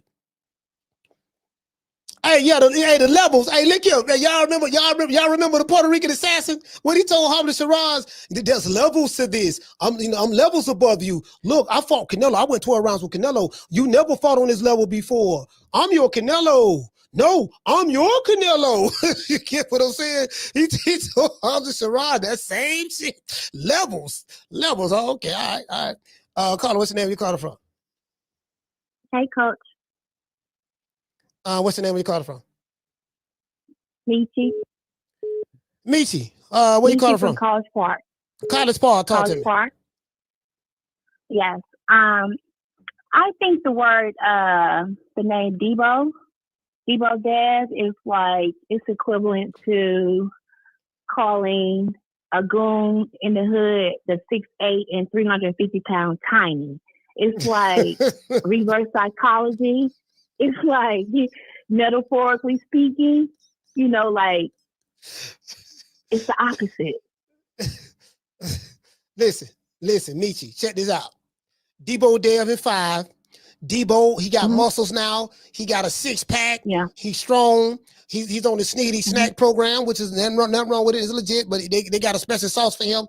And right now, he's trained with Mike McCallum, trained with Zab Judah, trained with Money Mayweather, and he trained with Sugar Shane Mosley. So he got a gumbo of styles. And Brian Norman ain't seen that like that. Damn. Yes, sir. Okay, Coach. All right. She said, damn. Bye. She said, damn. She said, damn. Hey, shout out to Bruce Gas, Willie Subley. Hey, what's up? She said, damn, there's no hope. There's no hope. There's no hope. There's no hope in this fight, man. You know what I mean? Like, Brian Norman don't stand a chance. There's no hope, fam. He ain't got the experience. Deebo there, he chinny. So, okay, so Brian Norman ain't got the experience. He chinny. He flat-footed. He ain't athletic. He ain't got no jab. He just, he chinny and he's a chinny power puncher. So yeah, we gonna take it to him. True. Yeah, that's basically it. That's basically it. That's just basically the summarization of it. Brian Norman Jr. is a chinny power puncher. Put him, hey, shout out to Kiki. Kiki, what's going on?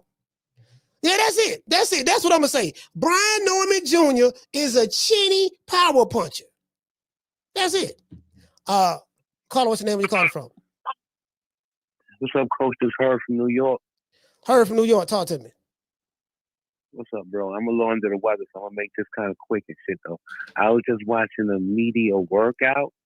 I said, wow, I said, Coach is finding some news and I'm on the phone, Glenda. I'm on the phone. The wine off my liquor, so they cleaned them up, yo. Oh, cleaned them up. You saw? They got them. Yeah, they shaved them. They gave them a shave. They got them in a nice new clean snickety snack sweat hood, hat. He out there screaming Deebo again and shit, man. Deebo, I'm like, damn. I saw the media workout. I'm like, wow. I saw. Yeah, I was like, I wanted to Coach see. You seen it? Yes, sir. I saw. Yeah, he was talking about some Deebo. He called David Deebo. Yeah, they cleaned him up a little bit too, gave him the shave and all that. I'm like, oh shit. They're trying to get it together, man. Yeah, that's my call though, Coach, man. Enjoy the fight this weekend, my brother. I hope you feel better, brother. Hey, shout out to Herb, man. New York, stand up. Hey, look at hey, shout out to Bishop Bullwinkle. Anthony, what's going on, man? Hey, look here, man. Yeah, he said, hey, boy, this nigga, you cannot tell me, bro, you cannot tell, but they don't find this nigga. They got this nigga straight out the mean streets of Oakland.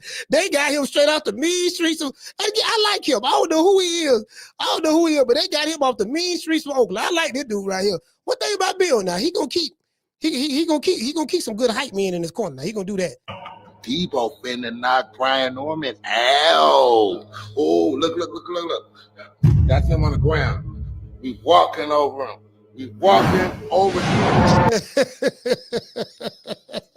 Hey, he said,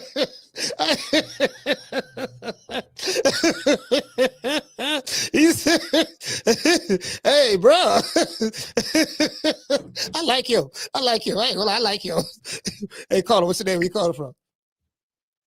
What's up, Coach? This is Rico from Naptown. Man, Rico, Naptown, talk to me.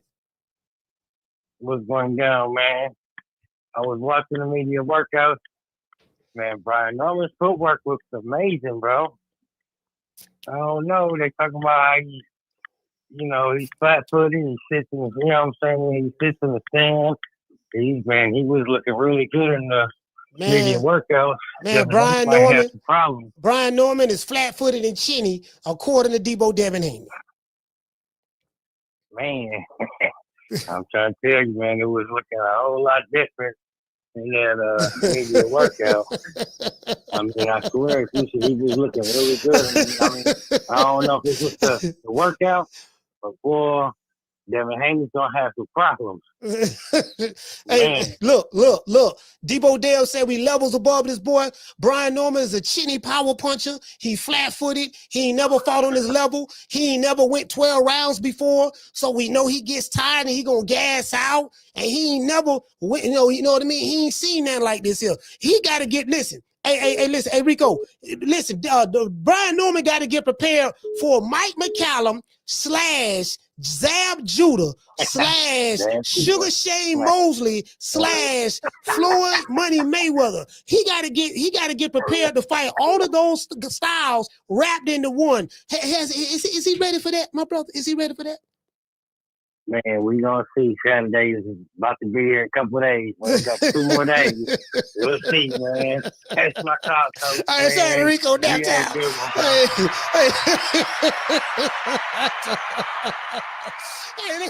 nigga around this bitch. Niggas like the Transformers. When the Transformers, there was some Transformers I used to like called the Constructicons. And when the Constructicons come together, they put all their styles together. They form a big robot called Devastator. You get what I'm saying? Constructicons transform into Devastator, and they came together. And they came together and transformed the Devastator. You get what I'm saying? So when you put all those styles together, you know what I mean? Hey, hold on, wait. I figured it out. Caller, hold on. I figured it out. I was wondering why all of a sudden Bill Haney is named Devin Haney Deebo. It's kind of like the demise of Devin Haney, and now you got Deebo. So what I realized, remember when I interviewed Bill and he said that, Devin Haney got a whole lot of tools in the toolbox that he haven't used yet, whole lot of tools in the warehouse. I realized if he bring the styles together, he become a Deebo. If it's just like the Transformers, if you take the 5 robots and you put them together, the Constructicons, the aerial bots come together, form big robot. Voltron, the 5 lions coming together to form Voltron. You got Deebo Devin Haney, his style that he got from Floyd. Well, no, he ain't got a Floyd, but his style. And you got Floyd Money Mayweather, his style. Then you got Sugar Shane Mosley, his style. Then you got Zab Judah, his style. Then you got Mike McCallum, his style. And you take those 5 styles and bring them together so they can form Voltron. They become what? The alter ego Deebo. True. We bringing the styles together so we can become a Deebo. Now I get it. Caller, what's your name? Where you calling from? It's Mikey, man, DC. Mike from DC, talk to me. Man, hey, look, on a serious note, man, I'm being for real right now. I'm ready to put my money down on FanDuel. I got Brian Norman. But this nigga Deebo is kind of confident. I'm like, do we know something we don't know? Or be for real. What you think, man? Man, look, why man. He's so confident? Who talking about Deebo Dev? I can't believe he took the fight. Listen, yeah. Well, he had to take the fight because Turk Al-Sheikh is the one that put the fight together. Turk Al-Sheikh tells you who you're gonna fight. You get what I'm saying? Look, I thought that nigga was gonna say he hurt his hand or something, man. No. I can't believe he about to do this shit. No, look here, man. Listen, there's levels to this. Levels. You get what I'm saying? Come on, man. Mike, look, there's levels to this.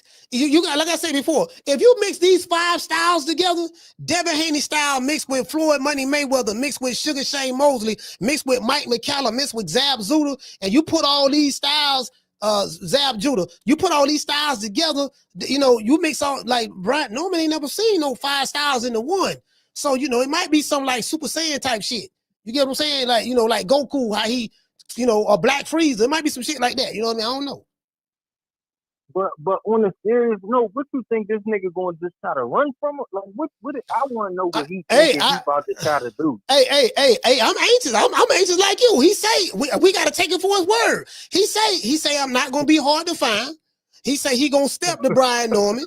And he said he going to test Brian Norman chin. And he said Brian Norman was chinny. He said he chinny. He done been knocked down already. So I'm going to test his chin. And I'm going to test, that's what he said. He said, I'm going to do whatever I want to do in the ring, and Brian Norman ain't going to be able to do nothing about it. He said, I can tell him what I'm going to do next, and he can't stop it. That's what he said. So I think his confidence is coming from the fact that he's using the fusion technique. He's fusing all 5 styles together, and we're going to see a Deebo Devin Haney type performance. Man, appreciate you having me on, man. Deebo Devin 5. After DC, stand up. Well, hey, look here, man. Hey, look here, man. I thought about it, right? Hey, Rico, what's up, fam? Hey, Rico, I gotta make you a moderator. I'm sitting there like, God damn, okay, now. No, but this nigga talking cash shit, boy. Boy, this nigga, hey, look here, this nigga, woo, I'm saying, boy, hey, you know what I mean? Y'all see, I ain't never seen a fighter. Like Mama Hopefield, I wonder did they hypnotize? I wonder did they hypnotize Deebo Devin Haney? I wonder did Bill Haney hypnotize Deebo Dev? I've been told y'all when Floyd go in that ring, it ain't Floyd in that ring. Oh, you did say that. It's a spirit from us hypnotizing him since he was a kid. Bruh. Listen to the rhythm of the chimes. Listen to the rhythm of my voice. You are going into the deepest part of your sleep. To have him, when he go in that ring, he black out. He's not in there. Bruh. Similar to if you read the book of Jesus, when they having a dinner, and he tell Judas to go do what he got to do, and Judas says no, and he give Judas a piece of bread, and then the spirit jump in Judas, then he go do what he had to do. Open your eyes.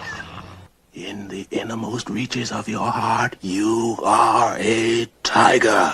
Tiger. I've been told y'all when Floyd go in that ring, it ain't Floyd in that ring. Oh, you did say that. It's a spirit from us hypnotizing him since he was a kid. Bruh. You are capable of great feats of strength and courage. Strength and courage. It's in the Bible. It's similar to that. That's why when Floyd, after the fight, when he calmed down, he's emotional. He like, I did that to my friend. Because now the real Floyd is there, but in that ring, he's this beast. So, hey, bro, come on now, dog. Come on, man. You can beat any fighter in the world. You will win the championship. Back to the punch. I think Floyd would have damn near killed that man. Yeah, it wasn't Floyd in there. Bruh. Out of sight. You will win over 40th Street Black.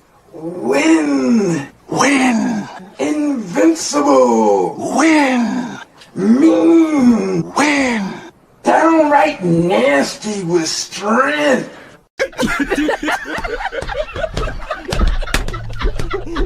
Yo, shout for season, man. I've been told y'all when Floyd go in that ring, it ain't Floyd in that ring. Oh, you did say that. It's a spirit from us hypnotizing him since he was a kid. And that motherfucker say, "Oh, you did say that." he said, that's why Floyd was emotional after the fight. He said, "Look, I did that to my friend." He said, "I did that to my friend." They don't hypnotize Deebo Dev. Hey, call him. What's the name? Where you call him from? Jamie from New York. Hey, Jamie, talk to me. Hey, bro. I like what I'm hearing. Oh, Deebo Dev is coming, and all the welterweights, they're shaking in their boots. So, if you're really Deebo, that's exactly what you're supposed to sound like. Deebo finally talking like a real one. I like his attitude, you know what I'm saying? And I like what he's doing. So, listen, if Deebo, he said he's gonna test that boy's chin and make a statement in that fight. Okay, cool. I want to see it. Hey, Deebo's gonna have to fight down, in my opinion. Show what he's really made of. Yeah. You know, and I want to see what he's saying. You know, his levels above this guy. You know, is really true. You know, I don't know, man. I don't like the sound of that anymore, bro. Ever since, you know, Buzz Crawford and Canelo, bro, I don't want to hear that shit no more. Man, bro, that shit is whack, bro. Bro, you ever hear something like that? It makes me strike me. Please. Niggas levels. For real. Niggas levels. Yeah, man. But let me ask you this, bro. On a real note, what do you think about Deebo Dev standing on the new weight class? What do you think? I mean, I don't know, bro. Listen, bro. I have the same questions everybody in the chat have. I had the same questions you have. Yeah. We finna find out. We finna find out, Sandy. We finna find out. Hey, man, I can't wait, bro. I can't fucking wait. But you know, I feel his gas tank should be better. You know, I feel his gas tank should be better. And again, you know, I need to see a Saturday, man, with the bell ring. You know, I'm gonna say it again. If he runs, he's finished. You know, I am of the opinion that he needs to get in the pocket and throw his. Just don't stay in there too long, man, or else it's like night. You know, control the distance, tempo of the fight, and if it happens to you know, if you happen to have better footwork, use it to your advantage. You know, the one thing that concerns me about Norman Jr., man, you know, it's not skill. I already know skills are there, bro. You know what I'm saying? This is confidence, coach. He sounds and acts hungry, bro, and that right there is a dangerous fighter. Respect from New York. That's what I got. Hey, look here, man. Yeah, man. I think Bill went to find the hypnotist. He don't hypnotize him. You are. Hold on, caller. Hold on. Listen. Now again, I don't know how true this is now. Cause I told Bill, look, man, you got all these tools. We need to see these tools. I think Bill's still trying to prove to me that they got the tools. So he say, Deebo Devin, yes, Dad. You are not Devin anymore. Why not? You are Deebo. Deebo? Yes, Deebo. Deebo. You are Deebo Dev now. I am Deebo Dev. Devin Haney no longer exists. Devin Haney no longer exists. You gonna knock Brian Norman out. I'm gonna knock Brian Norman out. Coach Malachi says, Deebo Devin 5. Deebo Devin 5. You go step to him. I'm going to step to him. Brian Norman is chinny. Brian Norman is chinny. He ain't got no footwork. He ain't got no footwork. He ain't got no jab. He ain't got no jab. You're levels above him. I'm levels above him. Yeah, like, you know, I don't know, man. I'm thinking there might be some of that going on. Caller, what's your name? Where you calling from? Yeah, this is Vision Sports TV out of DMV. Vision Sports out of DMV. Talk to me. What up, Coach, man? Hey, man, man, that's funny, dog. But, yeah, man, I think that it's going to be like, I think Devin's game plan going to be like with Jose Ramirez, man. I think we're going to see that same Devin, man. He going to pop shot his way around the ring. He going to run all over the place. And then Brian Norman, he going to try to catch him. He going to try to catch him, you know. He going to try to plant his feet, and Devin going to grab him and duck every time. I think that's what's going to happen. And then the ref got to bring it up. But I think that if Brian Norman do win, I think Bill gonna have he gonna pull something. It's gonna be something, man. It's gonna be something after that. Like, he gonna have some kind of excuse, like something. I don't know. He got something he gonna pull out, like the ref, the time, the judges, something. You know what I mean? The only way that I think Brian can really win, he got to knock this dude out. He got to find a way to knock this dude out, man. But he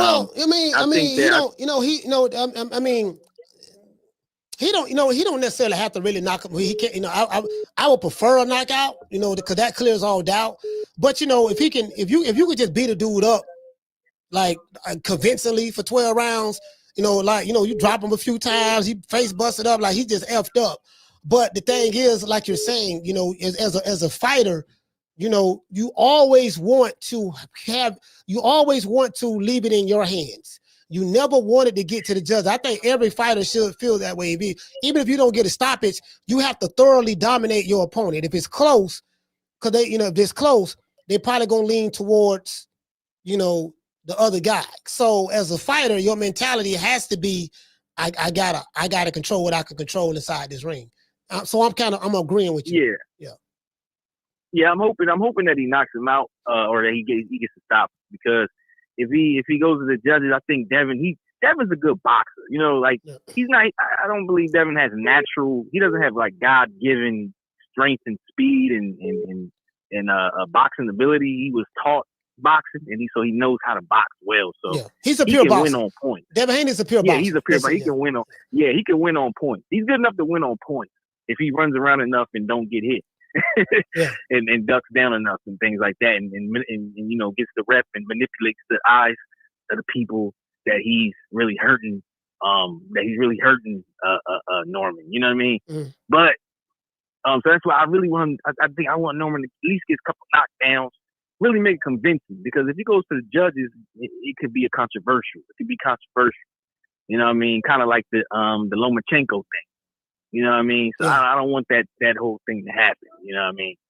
But shout out to you, Coach, man, and that's the call, man. Shout out to Vision Sports, man. DMV stand up. Yeah, DMV stand up. You get what I'm saying? So if Dev say he ain't running, he say he gonna be right there. Yeah, I mean, listen, I honestly believe, telling you, if Devin Haney fight this fight the way he just said in his interview, I ain't gonna be hard to find. I'm gonna be right there. I'm going to test his chin. He done been dropped before. I'm finna seek and I drop him and all that stuff that let him know I'm strong at this weight division. If he fight like that, it won't go 12 rounds. It won't go 12. Because, Carla, hold on. And I'm going to tell you why I say that. If Devin Haney is levels above him and he fights that way, that style, then he should be able to stop Brian Norman. And if he's levels above him and he fight that style and that shit don't work, this guy has better footwork than you thought he had, this guy has a better jab and a better boxer than you thought he was, then it ain't gonna go 12. Either way, if he fight that style, somebody getting stopped, it ain't going 12. So, Carter, what's your name? Where you calling from? It's Dean, Coach. I'm calling from Philly. Dean from Philly, talk to me. Hey, Coach. Devin Haney selling wolf tickets, man. He ain't going to stand toe-to-toe with that boy Norman. We all seen what happened to Deebo on Friday, right? Yeah. When Deebo tried to fight Craig, and what happened? He got his ass knocked the F out, right? Man, Norman going to stop that kid. Norman got something to prove. Devin don't got nothing to prove. Norman got something to prove, man. Norman Gray shocked the world and let y'all see why he belongs in that welterweight division. But you don't, man. I'm a betting man. I'm putting my money on Norman, huh? What I'm saying, but see, Devin Haney. But I'm saying, you see what he's saying? He really talking like he say, look, he gonna test Norman's chin. So he's basically saying he chinny. He just basically saying he's a flat-footed power puncher, and that he's a flat-footed chinny power puncher. That's it. That's basically what he's saying. How he summarizes Brian Norman. He said the same thing about Ryan Garcia, didn't he? Yeah, but they dismissed that because Brian had Osman in the system, so they're dismissive of that. I know, but I'm talking about as far as all he got is the left hook. Said he won't be able to hit me with the left hook. Yeah, he said and what happened? We watched Devin Haney get clipped with that left hook all night long. Never made not one adjustment. Not one adjustment. Yeah. If Devin Haney get clipped and don't make no adjustment, that fight is over. I got Norman in 6 to 8 rounds. That fight ain't gonna go past 8 rounds. Well, you know what? If Devin Haney fights the way he's saying he gonna fight, I don't see the fight going 12. I don't. I honestly don't. I don't see the fight going 12. You know what I mean? Either Devin got this newfound power that we haven't seen before, and he's going to display it against Brian Norman, or Norman gonna get stopped, or Devin Haney gonna get stopped. That's how I see it if he fight like that. I got Haney getting stopped, man. I got Haney getting stopped because you know what it is. Haney gonna try to go in that ring and drop his nuts in the ring, and that's what's gonna cost him because he gotta. In his mind, he gonna feel like he gotta. What's that? What I'm looking for? He gotta back up what he said. Everything that he said what he's going to do to Brian Norman, he got to go in that ring and back it up, and that's what's going to get him. That's what's going to get him hurt. Trying to please the fans and trying to please all the doubters and the naysayers, and he's going to get hurt doing that. That boy Brian Norman can punch, man. But according to Devin Haney and Devin Haney fans, Brian Norman can punch, but that's it. He don't have any skills. He's flat-footed and he's chinny. And Devin Haney is levels above him. And he's in his Deebo stage, right? Well, we ain't seen the Deebo stage, but he's supposed to be Deebo now. So you know what I mean? We gonna see. Well, Devin Haney got a nerve to call somebody chinny. Didn't he get buckled against Ramirez? Had him doing his stanky leg. The bell saved him. So what are you talking about? He had chicken legs when he was going back to his corner. Yeah. Look what happened to Ryan Garcia when he fought Ryan Garcia. Devin Haney need to cut it out hand, Bill. They just trying to sell a fight. I respect it. But come on, y'all doing a little bit too much talking. Just get in the ring and fight. And let the skills pay the bills. Because now you got to live up to everything you were saying. And if it don't go their way, Bill and Devin, mama, go ahead and put their hat on and tuck their tail and go sit down somewhere and apologize for the people who tell everybody wolf stickers like that. All right, well, salute, fam, man. Playing games, coach. I have a salute, fam. Shout out to Dean, man. Philly, stand up. Hey, man. Hey, man. Look here, man.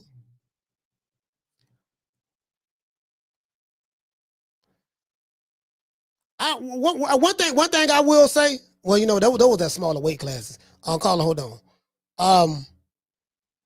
Yeah, I mean, if Deebo Dev do that, somebody get knocked out. But it ain't no way. If Deebo Dev show these tools and he stepped to this boy and showed his newfound power that he got, we got it. We got us a classic. Carla, what's your name? Where you calling from? Ike from Baton Rouge.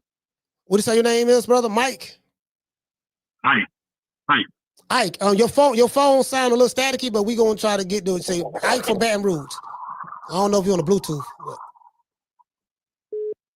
Let me turn that off, coach. All right. Let me turn that off.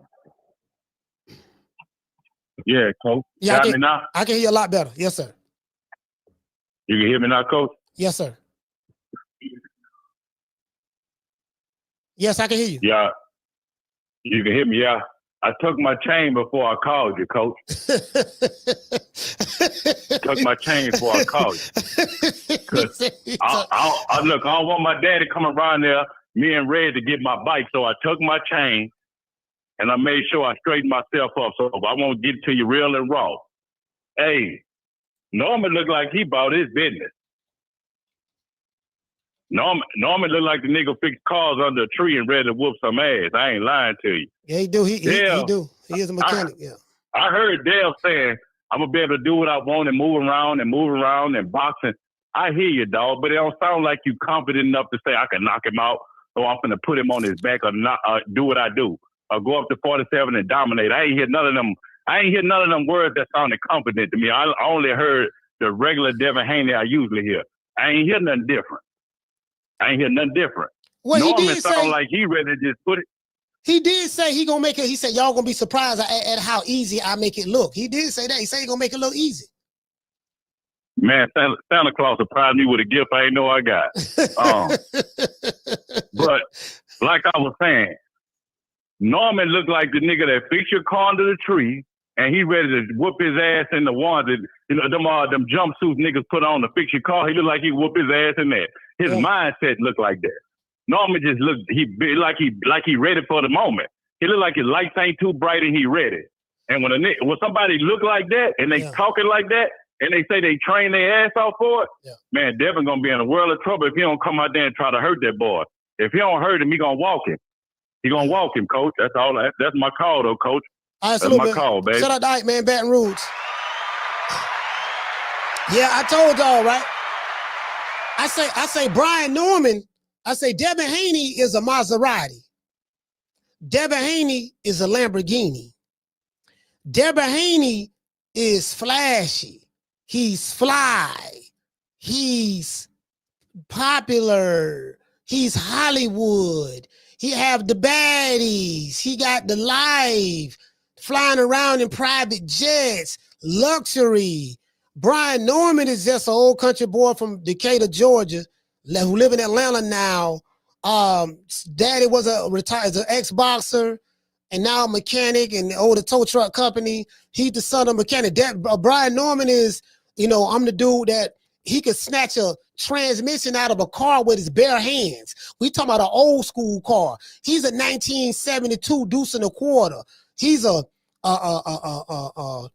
dunk, a 74 Chevy with the big block engine in it. He's he got oil under his fingernails, oil stains on his t-shirt, $5 t-shirt on his jeans. Like this what he is. He's a scrappy junkyard dog. So you have finesse, style, charisma, the fame, the glamour, the lights, the popularity versus the old raggedy junkyard dog.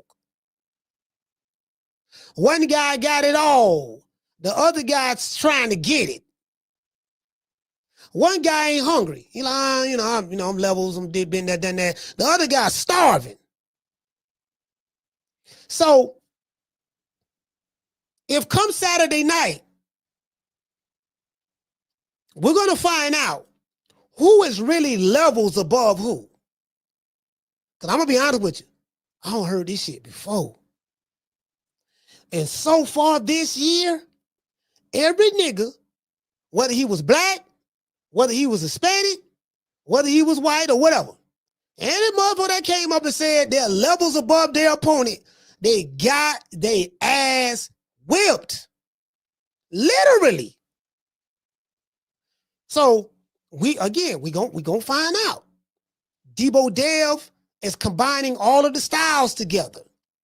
He's combining the styles that he learned from fighting in Mexico. That's his style.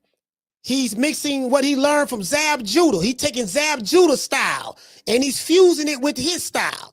He's taking what he learned from Sugar Shane Mosley, taking his style. He's fusing it with that style. He's taking what he learned from Mike McCallum and he's fusing it with that style. He's taking what he learned from Money Mayweather and Floyd Mayweather Sr. and he's fusing it with that style. He's finalmente fixing to do the fusion technique on Brian Norman, that son of a mechanic with the dirty fingernails and $5 t-shirt. That's what he gonna do. True. The dirty fingernails and $5 t-shirt. Yeah. Caller, what's your name? Where you calling from? What's up, Coach? It's Damon from Detroit. Damon from Detroit. Talk to me, brother. What's going on, Coach? I had a question for you today. What's that? I've been listening to everybody, and what do we have any boxer that started out with no power and ended up a knockout artist? Because I've been trying to relate this in my mind, and they're talking real good. I've never seen somebody talk themselves into an ass whooping so bad. So I'm with the people that have been calling in today. What this dude know that we don't know? Because I swear, have you ever seen a dude that been boxing and go up levels and his power is transferred that never had power? I mean, yeah. Do you got one? Yeah, listen, I don't know. I don't have any, but this is an exception. Those guys didn't have, they didn't have sniggity snack. That's one. And then two, they don't have the 5 styles that they can mix together. So that's I got to say that too. So the fusion technique. The fusion technique. Okay, so my only question, with all those guys that Dev been trained by, I done seen the Executioner show grit, I done seen Floyd show grit, I seen Shane show grit. Shit, Dev gonna have to bite down and bite some ass, or it's gonna be a short night. Well, he showed grit. He showed grit against Cambosos, the second fight. Bro, come on, man. Bro, you said it yourself. Kambosos is a C-class fighter with a short reach, and he ain't got no damn power. So that's what they should have put the on that fight, because them niggas was exchanging blows. Wasn't nobody getting hurt. Kambosos had swelling and a cut, but that was just from all the blows he kept taking. He couldn't get out of the way of the jab. Kambosos' head was like a magnet to Devin jab. I say that those two fights, Dev jab looked the best it ever looked. But the difference is when he threw that shit against Ryan came back with that left hand so fast because of that bow and arrow that he be doing. So I know Dev been doing, he got Sugar May and all them, bro. Sugar May Judah. He Sugar better May Judah. get a chin with a little bit of Snack and Deebo in there. It ain't no reason why Dev ain't coming to whoop some ass, but man, I'm gonna say it again. I've never seen a dude this calm, this collected. And you said it best. Every fighter that said Caleb Plant said that level shit and gave his ass whooped. Yep, Caleb Plant said it too. Man, they better get off them levels and start getting on a regimen of real sparring. So that's what I think the difference between Brian Norman and Devin Haney is just like the repetition of being on the battlefield in those tight spots. He did an interview where he said he got all his arsenal. He got his little 2-2. He got his landmine set. Man, you listening to this dude, man? Bro, I think we're going to be in for a short night. That Anthony Yard, David Benavidez might have to be the fight, because I think this shit going to be short. I don't even think it's going to last long, man. The more I've been watching these interviews, the more I think Dev going to try and step to him and get his ass knocked out. That's what I think, Coach. But see, Dev, listen, Brian Norman has power, but he's chinny. He's a flat-footed, chinny power puncher. That's it. He ain't really got no skills like that. Shit. Well, the Santillan fight, and I'm going to say Santillan got more power than Devin. The Santillan fight should have told you two things. He don't give a damn about getting hit, and he's in the pocket. So with that being said, for a dude that hit and hold, hit and run, man, it just don't look good. See, when them go to hit and hold, the difference is with Brian Norman, they keep talking this footwork. He's athletic, though, man. That's how he caught Jen Sasaki. I ain't never seen nobody able to set somebody up. Well, I've seen it, but I'm saying in the recent years. The way he set Jen Sasaki up and then the way he caught him, if he catch Devin with anything like that, it's going to be a dream, all right. All right, well, it's going to be a dream. It's going to be night-night. Well, shout out to David, man. Detroit, stand up. Thank you, brother. Hey, man. Hey. Look here, man. Boy, look here. Look here. What you say? CJ from the 504, he say Bud wasn't stopping fighters at 140. That's not true. Who told you that? Shout out to Odie Low. CJ from the 504. Who told you Bud would stop people at 140? Before the Majamal fight, he had 11 stoppages in a row. That's not true at all, fam. Shout out to Arnold Brown, AB. He said, dropping that quarter of a dub on your boy. He said, Deebo Dev in 5, ain't no bet. Shout out to Odie Low for dropping that quarter of a dub on your boy. Hey, Leroy. Super chat received. Playtime's over, boy. He said, salute, coach. Keep up the great content. I appreciate that, fam. Shout out to Odie Low. Odie Low, salute. Shout out to Gold Rush for dropping that quarter of a dub on your boy. Hey, Leroy. Super chat received. Playtime's over, boy.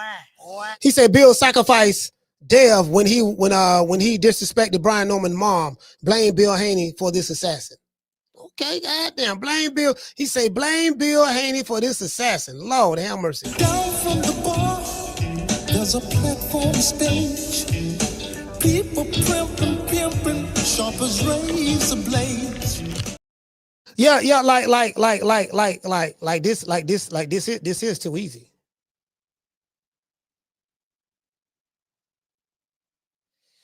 Yeah, this is this is too easy. Let's see. Like if you go over here, fam, like this too easy to prove. All right, let's see. Gamboa, that was at 135. Beltran, that was at 134. That was UD.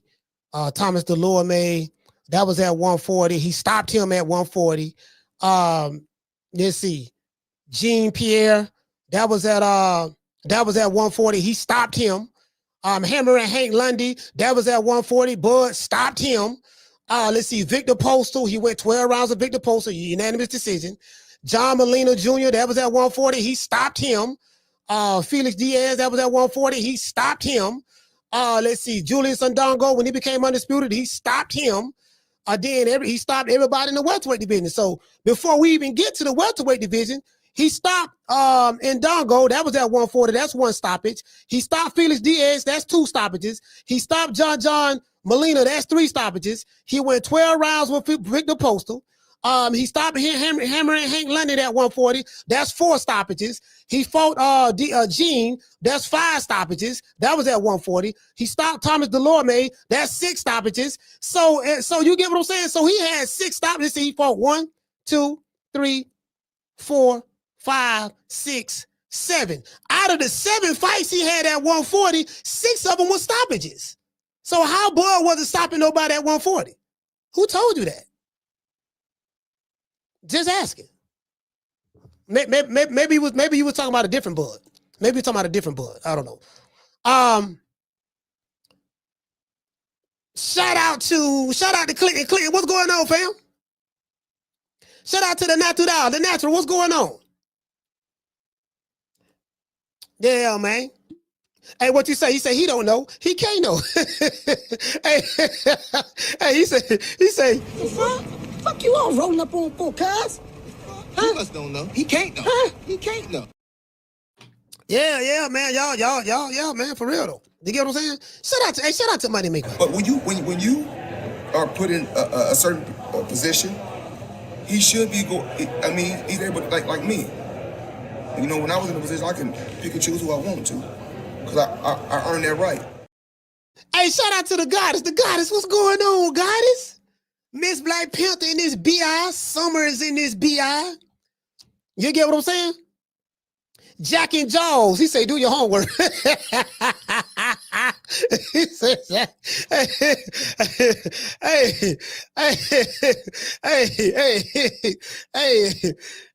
shout out to round one. Round one, what's going on? He said, Ella be in the back. He said, man, hey, man, I missed, hey, listen, man, my dog Booger Ray Little, man. But shout out to Booger Ray. And who's the next big star under Mayweather Promotions? Ooh, we have quite a few young guns, as I say, you know, and I don't want to leave any names out, but we have a great roster of young talent, and we've been very selective about what we're doing, you know, again, because when you have, you know, an abundance of fighters, it's hard to kind of focus on. When a big fight is to be made, it has to make sense for both sides. No promoter or company is going to put their guy in an event with everything to lose and nothing to gain, especially when we talking about this. You know what I'm saying? Interesting. Hey, look here, man, we going to pay some bills, and then when we pay the bills, y'all can continue to call the show. Sitting in county jail right now for child support, driving on a suspended license, or a missed court date? Don't even trip. I made one phone call to IT Bail Bonds, and they had me out the same day. No judgment, no games, just real people who move fast. If you or a loved one is locked up in the city of Tampa, call IT Bail Bonds at 813-231-2663. IT Bail Bonds is located at 6201 East Hillsborough Avenue, Tampa, Florida, 33610. IT Bail Bonds. When freedom is on the line, call IT. When freedom is on the line, call IT. You dig? I'm Deebo. Who? Deebo. What's up, y'all? What's up, Red? What you got on my 40, homie? See, goddamn Deebo said we finna test that chin. Hey, look here, so this is what I gathered from that interview. Brian Norman, look, man, You a flat-footed power puncher. That's chinny. Deebo Dev is coming to step. We gonna meet you in the middle of the ring. We ain't doing no running. We not doing it. We not doing the tight rider like we did against Jose Ramirez. We not finna do that. We finna step. Now, I told Coach Malachi that I'm stopping you in 5. Deebo Dev in 5. We started the Deebo Dev in 5 campaign. Now that Deebo is at 147 pounds, you know, now we haven't heard anything about him stopping sparring partners in sparring. We ain't heard nothing about him stopping Kevin Newman.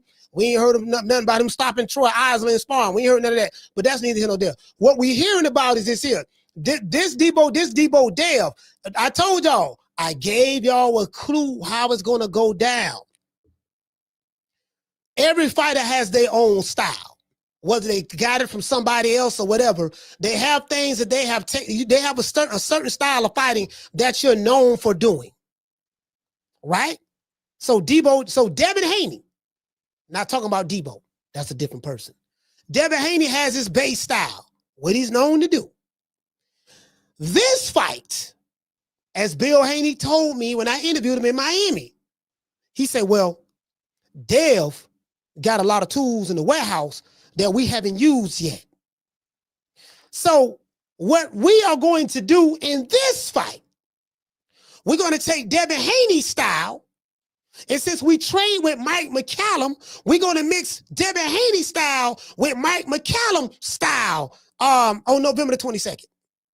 Then since we train with Zab Judah and Yoel Judah, we're going to take his style and mix it with Mike McCallum and Deebo Devin and Devin Haney style. Not Deebo, he ain't Deebo yet. Then since we train with Sugar Shane Mosley, we're going to take the style that we learned from Sugar Shane, mix it with Zab, mix it with Mike, mix it with Dev, and then we're going to put that style together. Then we're going to take what we learned from Floyd Money Mayweather, not Pretty Boy.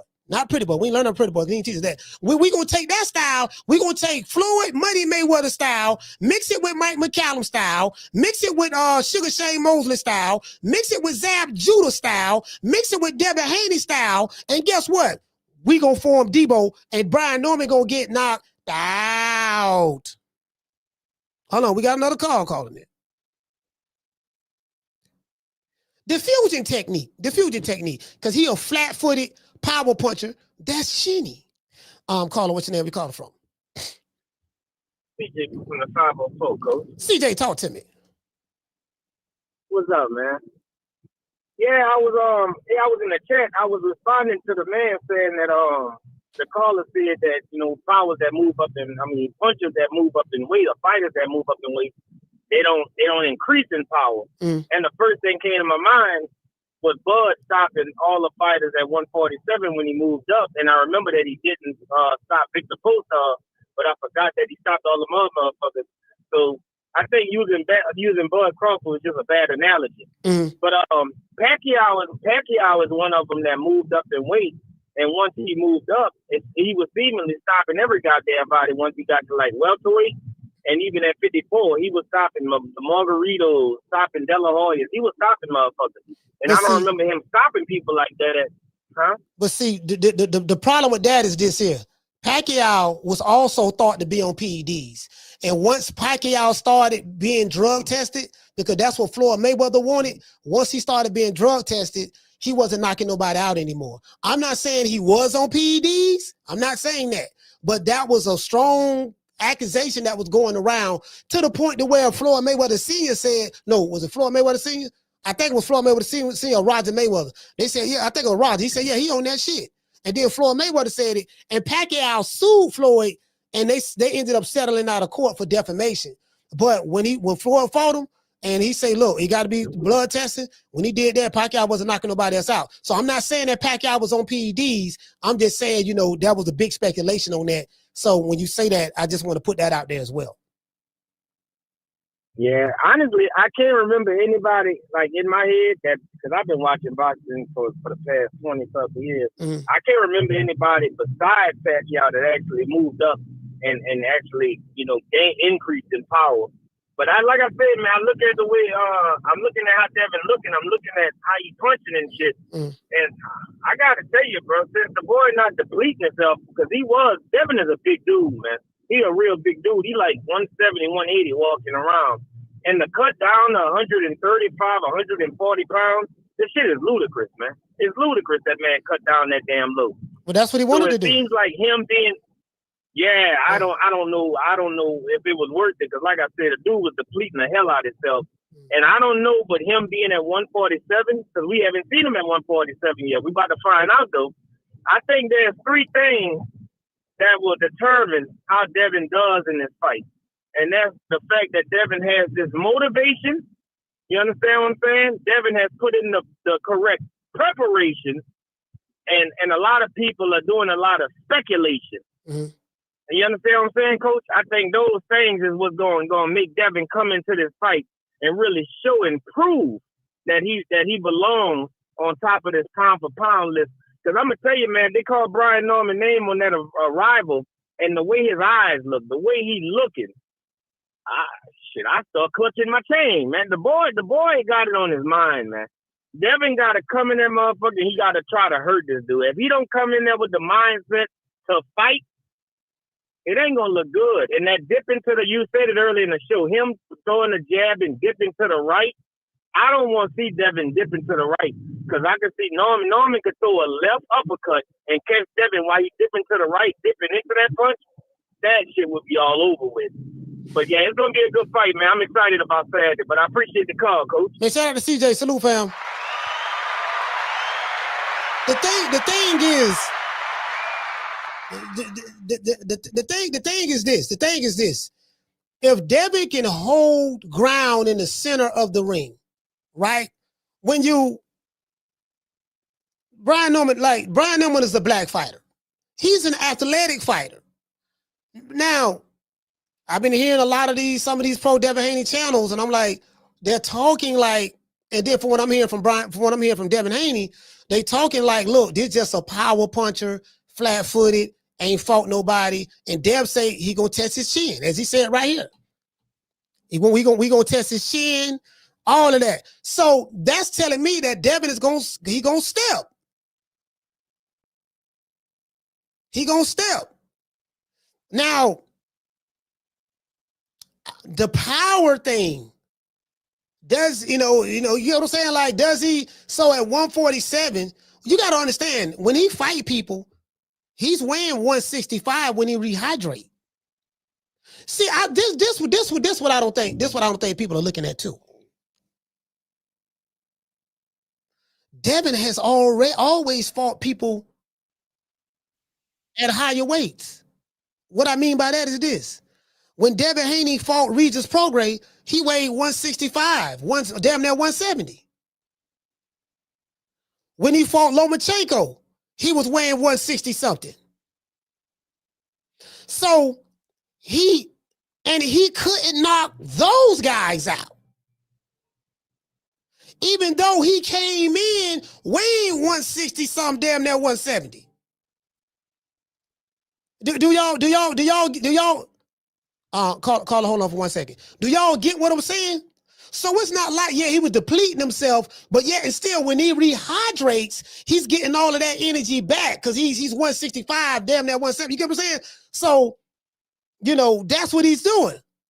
But the difference is he doesn't have to take a more severe weight cut. He's coming in at 147. So now his weight cut is not that severe. But however, is that power, it's new power gonna come.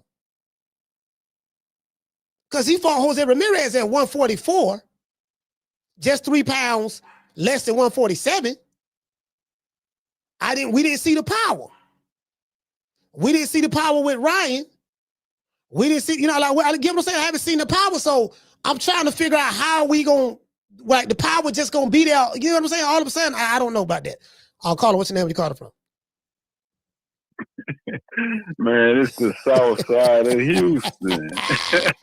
Rick, what's up, fam? South side. Man, look, dog, I chime in on you talking about this power. It's his power gonna come. He just fought at 144. What 3 pounds gonna do at 147? What big of a difference that's gonna make? It's like it's so intriguing of how this is gonna unfold because last night, man, I just sat and rewatched that Brian Jr. and Santillan fight. So the amount of pressure that Brian Jr. endured and the amount of pressure that he applied it's just very difficult for me to see Devin handling all that for 12 rounds. Yeah. So I also thought about it from the experience aspect of it. So Devin have went 12 rounds the last 10 fights in a row. Okay? 10 in a row, Devin and went 12. And Julia has... Hold on. What the hell? Oh, my bad. Sorry about that, y'all. Yeah, goddamn, some started playing on Twitter and I didn't even realize it. Go ahead, Rick. Sorry about that. Yeah. When I thought about it, I'm like, but damn, Brian Jr. has never went 12. This is going to be his fourth fight scheduled to go 12, but the first three, he stopped his opponent, before the conclusion. He didn't win. I think he didn't win 10 twice. Yeah, 10 twice. He went 10 against my boy Quentin Randall, and he went 10 against I forgot the other guy, but I think Santillan. I think he Santillan, right? He stopped him in the 10th. Yeah. Right.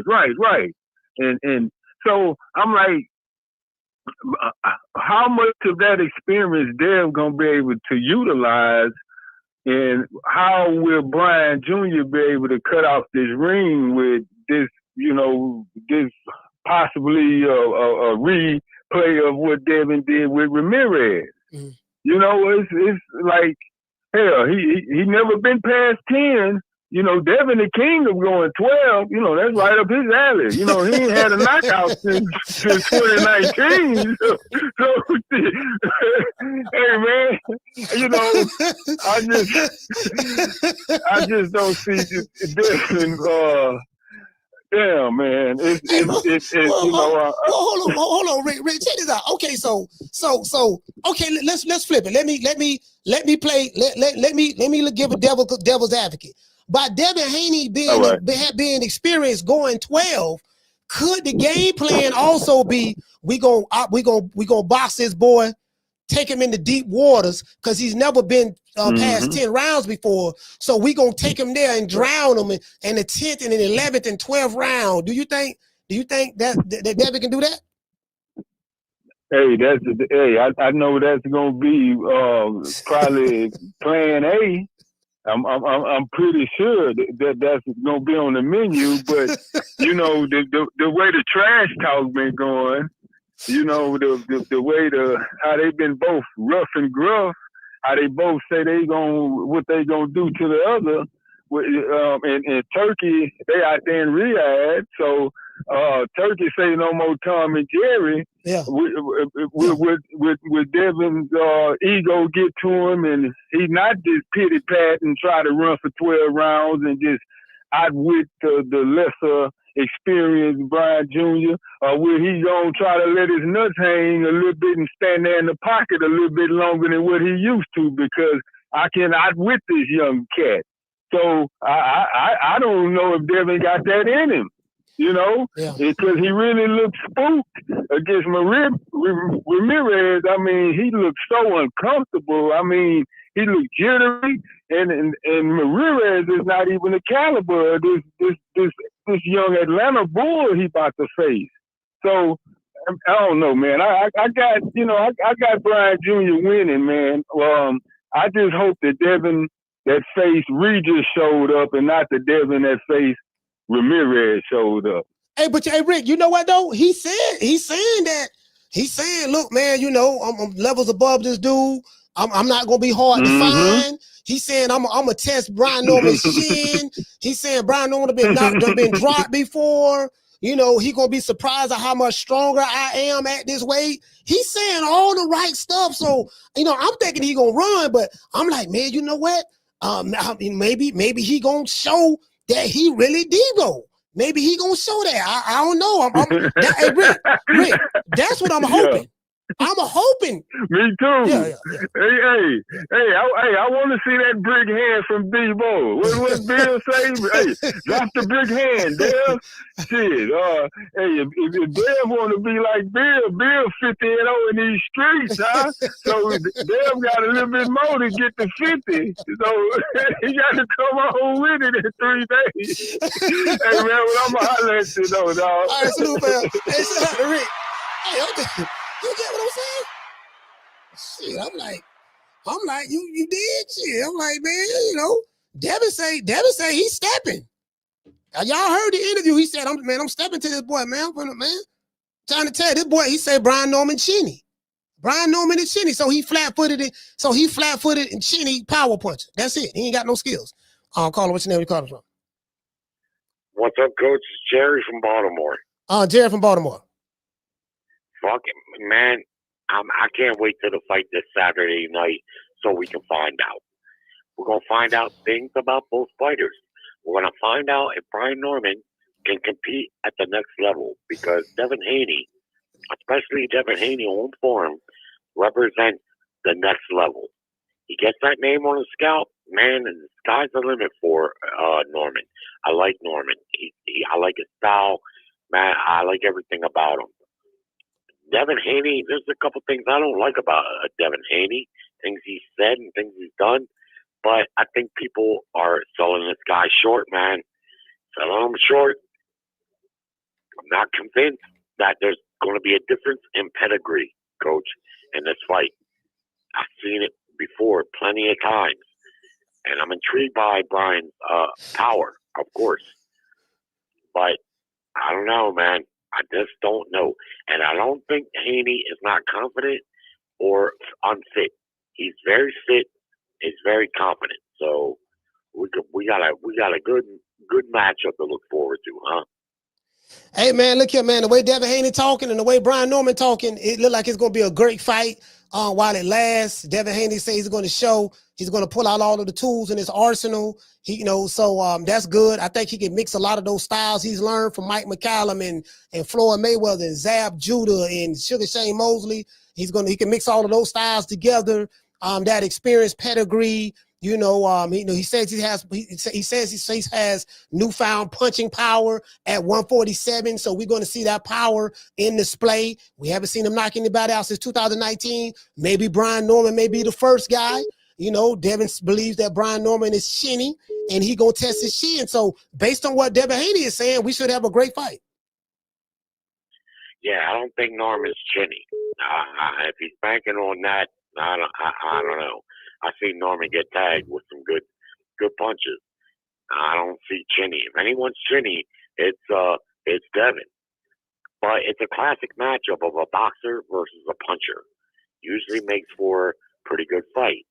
Now, Devin may have to move some in this fight, and I don't want to hear people say that he ran. If he ran, I'll be the first one to say that he ran. I don't think he's going to be able to run his way to victory in this fight. He's going to have to be in the pocket and box like I've seen him do plenty of times before. And if he's what he says and what he's kind of been, he'll be able to do that. And it's up to Brian to get to him and use his power and KO him. I'm looking forward to this. This is a great matchup. And the undercard, everything about this card is beautiful. So that's all I got to say, Coach. All right, shout out to Jerry. My call. Yeah, man. Hey,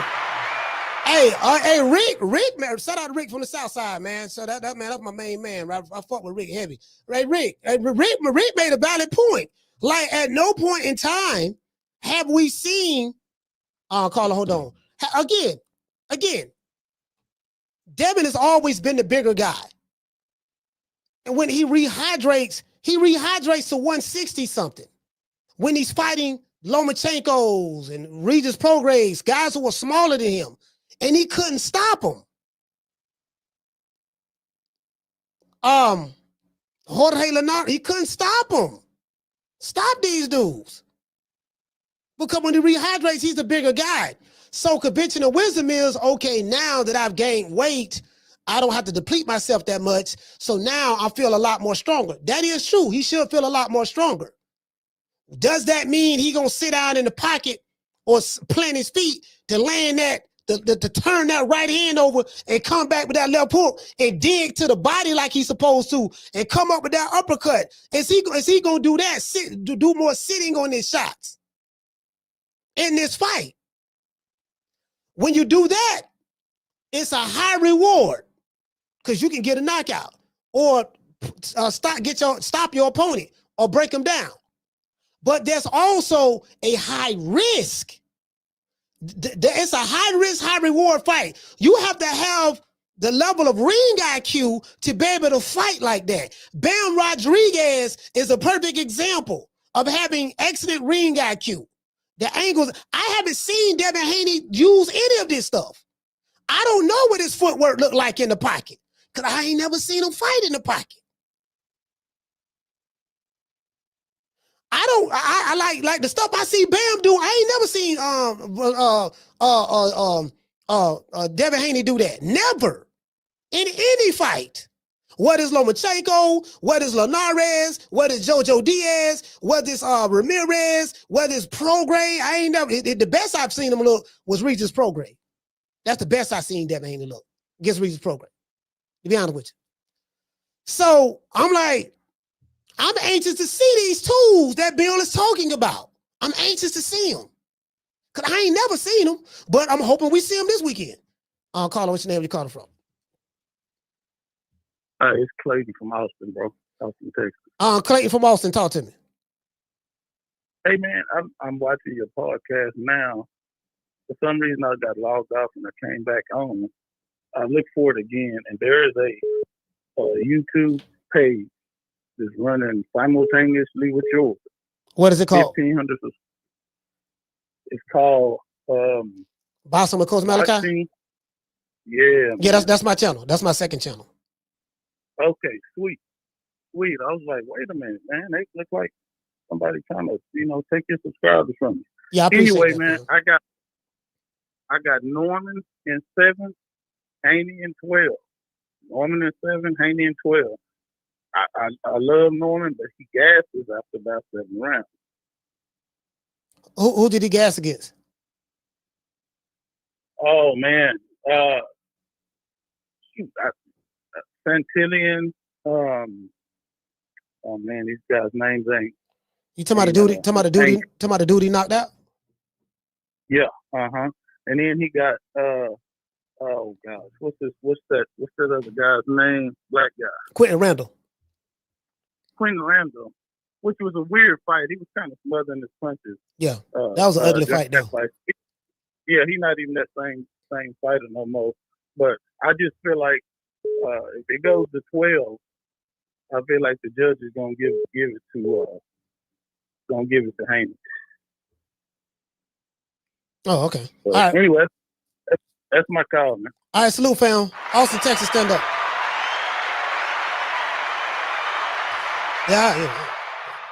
Yeah. Anyway, hey, shout out to Shaw Coolhead. Shaw, what's going on, fam? Shaw, what's going on? Hold on. Somebody said something. Somebody said what? Shout out to Loyalty. Let's see. Hold on. Let me go here. Somebody said something.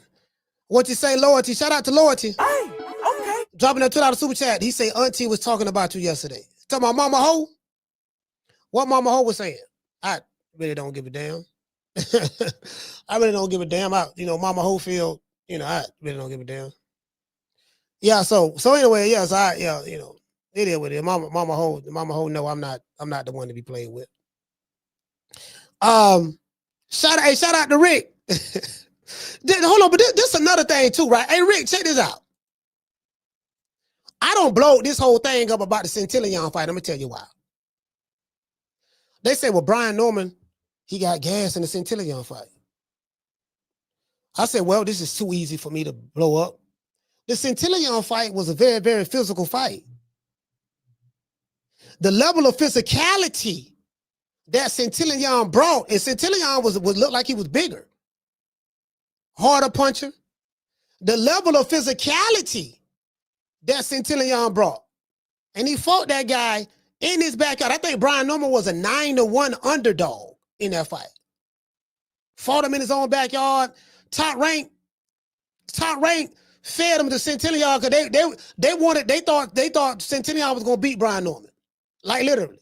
You know what I mean? They thought he was gonna beat Brian Norman. They did that.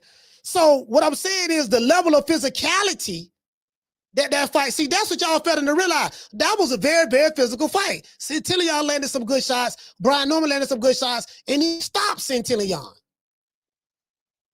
When you have a fight like that, you know, like, hell, I seen Devin Haney get tired in fights.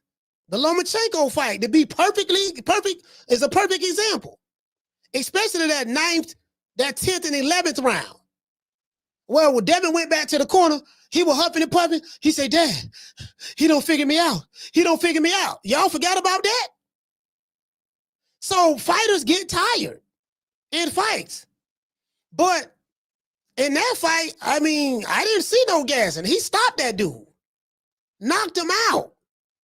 If he was gassed in that fight, how did he knock him out?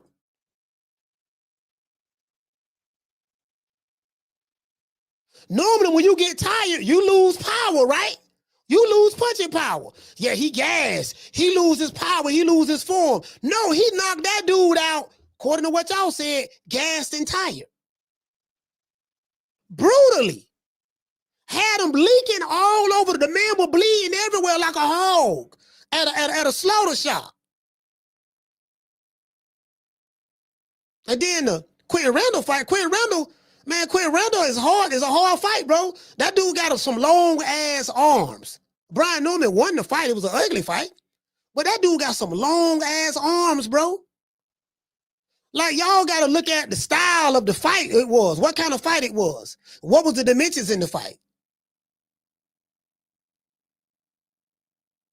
That's what you got to look at. What type of fight it was. That was a brutal fight right there. Motherfucker pressing you, stepping all night. Y'all steady banging on the inside. Wasn't no grabbing, none of that. You leaking, he leaking, all that shit there. And then, you get what I'm saying? I mean, so, yeah, I ain't never seen that. I ain't never seen y'all, you know what I mean? So, if that's what you're banking on, fam, whoo, Lord have mercy. Hold on.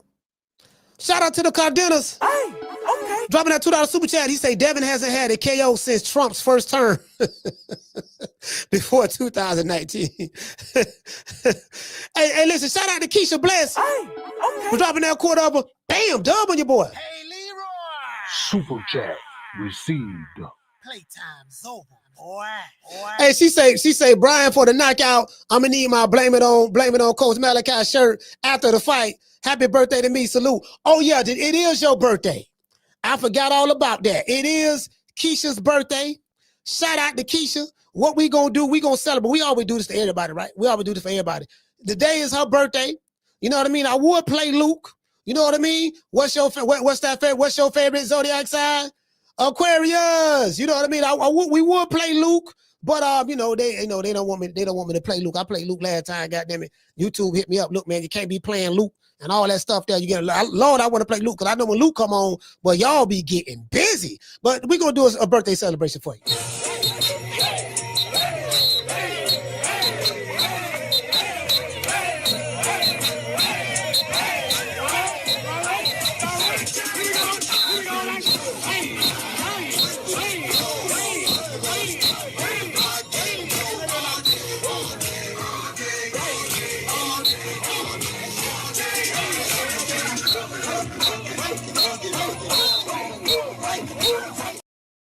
Yeah, man. Happy birthday to Keisha. We do this for everybody. Anybody got a birthday, we always do this here. And guess what? The birthday wouldn't be right if we didn't top it off with AB.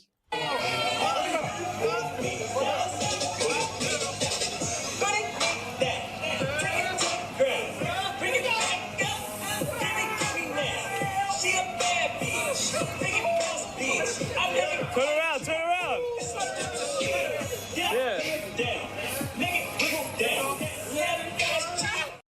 Yeah, you get what I'm saying?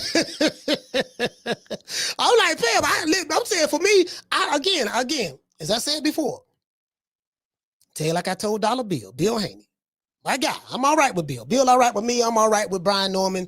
You know what I mean? The fact that we got two brothers fighting each other. Yeah, you know the crazy part about it. Y'all check this out. Everybody's excited to see two young black fighters fight each other. Devin Haney just had a birthday. He's 27 years old. Brian Norman birthday, I think it's later on this month. He's going to be 25. He's 24.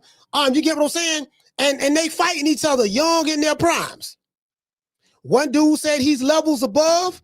Caller, hold on. We finna find out. This style of fighting that Devin say he gonna do in this fight, I've never seen it. We gonna find out. We gonna see. I want to see this punching power that Devin Haney says he has at this weight division. I want to see this punching power. I really do. I want to see, you know what I mean? I really want to see, you know, both of these guys are being drug tested from what I'm hearing. I know Norman been drug tested about 14, 15 times. So, you know, maybe they thinking, okay, you know, the drug testing, they take a lot of blood out of them. That's going to make them weak for the fight. I don't know. Deebo going to do this now. I really don't know, dog. I really don't know. I'm anxious to find out. Caller, what's your name? Where you calling from? You the last call. What's up, Coach? It's Derek from Florida. Derek, talk to me. No, because it's a quick question. What's the better odds looking like? I'm trying to figure out Norman the favorite or he's an underdog because I thought one of them he was a favorite and he's the underdog. Or Devin. No, you just gotta Google it. It just depends on who you go to. I think FanDuel had Devin favorite. Mm-hmm. Some of them have it an even fight, 50-50. You know, so me, I'm betting on any site that have Brian Norman the underdog. That's the site I'm betting with. Betting with that site right there. Oh, okay. All right, cool. That's my call. That's it. I just want to know that part. All right, salute, fam. Yeah, that's the one. That's the site. That's the site I'm a bet with. That's the site I'm a bet with right there. That's the site I'm a bet with. They also have some bets. They also have some bets about, you know. Hey, what you say? Hey, shout out to Loyalty. Hey, okay. Dropping out $2 super chat. He said, Mama Ho said you was mad because you got kicked out of the team. Kicked out of what team? Talking about mama talking about their team?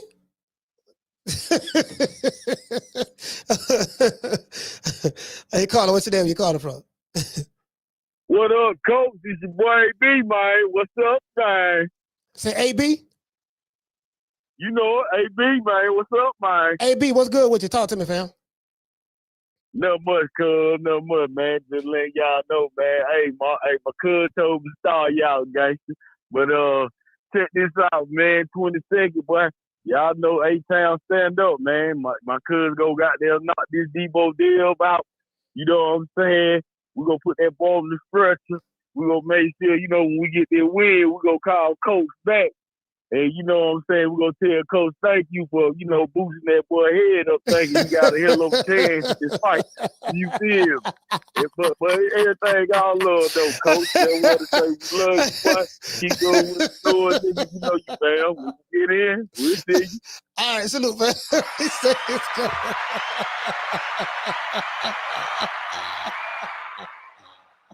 He said, my cousin told me to stall you out.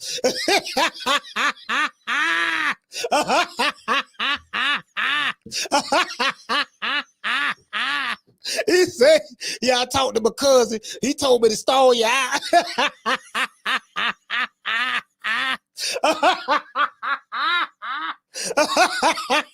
Hey, bro. Hey, bro. Hey, bro. Yeah, man, I talked to my cousin, dog. He told me to stall you out. You good people. You ain't got nothing to worry about, Coach. You good. You in good hands with Allstate.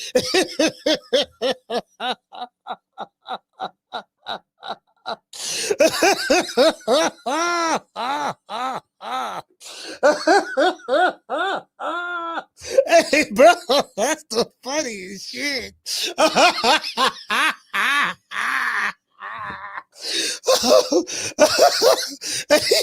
Hey, man, it is what it is, man. It is what it is, man. Nice to know I can be stalled out. You dig? It is what it is. We want to dedicate this show to the hood. I want to thank the whole hood who came out here. I love y'all. I did this for the hood. Y'all know I beat that boy. Hey, look here, man.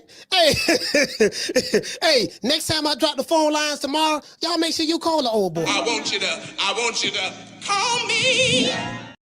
Hey, yo, hey, shout out to Oh, shout out to hold on. We got another super chat. Yeah, man. AB funny the motherfucker. Shout out to Loyalty. Hey, okay. Dropping a $2 super chat. He said, "What's your prediction with Bam David Norman fight?" I got Bam winning. I don't know much about Martinez. Bam, one of my favorite fighters. I love the way he fight. He got a fan-friendly style. He let his hands go. Great footwork. Work angles in the pocket. Ring IQ is on point. He slips. He's a defensively and all. His offense is set up by his defense. He's very good at slipping and rolling and picking shots. And he don't been dropped before, but he's able to get up and finish. So I got Bam. David Benavidez and Yard. I'm leaning towards David. But this is a fan-friendly fight right here. David Benavidez and Yard, both of these guys are going to meet right there in the ring. They're going to meet right there in the middle, and Anthony Yard can crack. If David Benavidez can get him late, he can get him in the late rounds. He can win that fight. Get him in the late rounds. I think early, Yard can look good. Yard has a tendency to gas out because he got a lot of muscle. So I really don't know. I'm leaning towards Benavidez. If Benavidez can take Anthony Yard's punch, I'm leaning towards Benavidez because I think the fight gonna probably go the distance. It's gonna be a late. If it's a stoppage, I think it's gonna be a late stoppage. I could be wrong, but I don't know. That's the fight I really am not sure about. I'm leaning towards Benavidez because Anthony Yard has had two title fights already, and he's come up short. But he fought some hell of a dudes. He fought Sergey Kovalev. This was after Sergey Kovalev lost to Andre Ward, but he fought him, and then he fought Beterbiev. So Beterbiev, a wrecking ball. You know what I'm saying? So, and he hurt Beterbiev in that fight, but Beterbiev was able to overcome that, and he dropped Anthony Yard and stopped him. So I'm not sure about that. The Norman fight, got Norman, bro. I got Norman by stoppage. That's simple. I got Norman by stoppage, bro. I'm dead ass serious. If Devin Haney is going to fight and show us he have newfound power, and he's going to fight right there mid-range and establish his physical dominance with his jab and take it to Brian Norman, I got Norman stopping him, to be honest with you. You know what I'm saying? So, and again, this ain't no shade, but I ain't saying nothing I haven't told Bill Haney. If you go back and listen to that interview I did with Bill Haney in Miami, I told him the same thing. I said, Bill, I don't like this style for y'all. I told him that in his face. I said, I don't like this style, not this dude right here, not this style.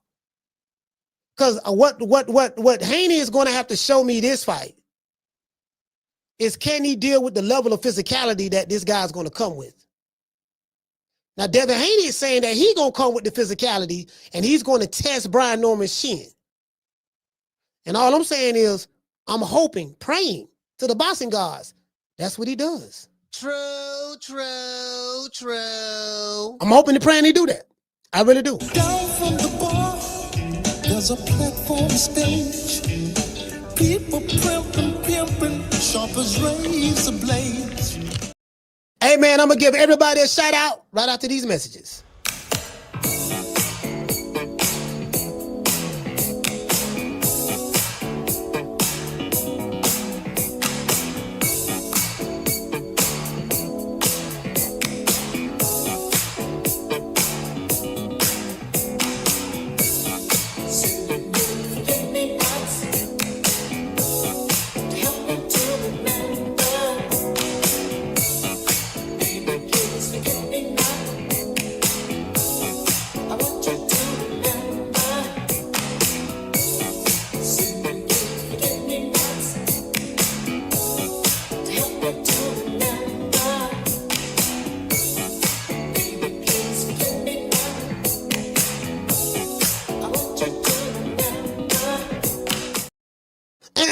And I want to say this.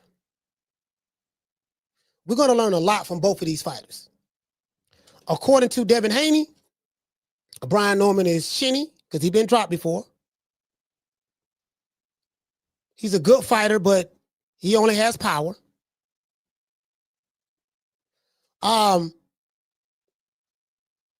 Chinny and power, that's it. And flat-footed, no footwork. And this is the overall consensus of Devin Haney fans as well. All right. On the Haney side, his positives, we're looking at Norman's negatives. This is according to what they're saying. I'm not saying this shit, but this is what they're saying. So we're gonna put Norman's negatives. And then we're gonna compare that to Devin Haney. So Devin Haney says, Haney got I got the experience. Haney says, I have the better resume. Haney says, I fought the better competition. Haney says, I fought the better names, which is better competition, but we're going to put the names in there as well.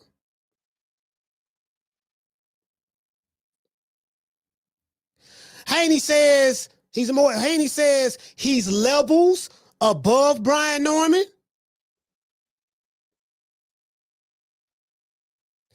Haney says, and levels covers are more skilled than Brian Norman. He says he's more skilled. So guess what? And Haney was trained by Mike McCallum, Zab, and Yoel Judah.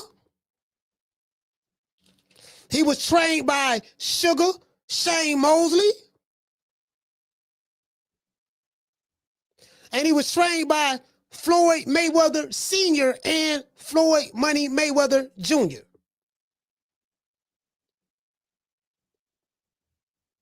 So when you write this down and look on a piece of paper, you say, well, shit, Brian Norman flat-footed, he got no footwork, and he just a power puncher. Brian Norman have no ring IQ. He's not athletic. He has no boxing skills. He fought a bunch of setup fights that fighters that's tailor-made for him. So he ain't fought nobody. And he's shinny. So Brian Norman is shinny, power puncher, no footwork, no ring IQ. He's not as athletic as Devin Haney. He really don't know how to box, and he fought nobody.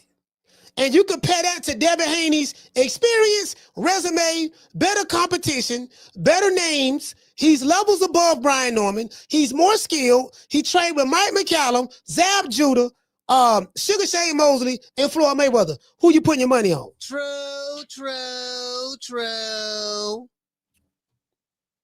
Shout out to Rico from Naptown. Hey, okay. Shout out to Anthony. Hey, okay. Shout out to we got a lot of calls today. Shout out to Martin from Jersey. Hey, okay. Shout out to Michi from College Park. Hey, okay. Herb from New York. Hey, okay. Jamie from New York. Hey, okay. Vision Sports from the DMV. Hey, okay. Dean from Philly. Hey, okay. Shout out to Ike from Baton Rouge. Hey, okay. Damon from Detroit. Hey, okay. CJ from the 504. Hey, okay. Rick Timms Southside, man. My main man Rick, Southside. Hey, okay. Shout out to Clayton from Austin. Hey, okay. Derek from Florida. Hey, okay. 8B from the ATL. Hey, okay. Hey, AB, thank you for stalling me out, fam. I appreciate that. Who else we got? Shout out to Rico from Naptown. Hey, okay. Shout out to Anthony. Hey, okay. Shout out to Loyalty. Hey, okay. Who else we have? Shout out to Keisha. Happy birthday, Keisha. Hey, okay. Shout out to the Cardenas. Hey, okay. Gold Rush. Hey, okay. Shout out to Old Delope. Hey, okay. Arnold Brown, salute. Hey, okay. Jamie Vasquez. Hey, okay. G5 from the Bronx. Hey, okay. Shout out to Miss Black Panther. Hey, okay. Shout out to Summer in November. Hey, okay. Rico from Naptown. Hey, okay. Who else we got, man? Shout out to WMS, salute. Hey, okay. Shout out to Miss Black Panther. Hey, okay. Gold Rush. Hey, okay. Hey, Gold Rush, I got it all written down. That's what they say. We finna find out Saturday. Shout out to the Cardenas. They're not through the island. Shout out to round one. Clinton in the building. Cooking with Sir Senior. Shout out to Kian. Shout out to Daniel. The Opulent. Salute. Shout out to Rick Stage. Who else we got in the building, man? Shout out to La Jessica. Shout out to the Goddess. Shout out to who else? Shout out to Wayne. Edwin.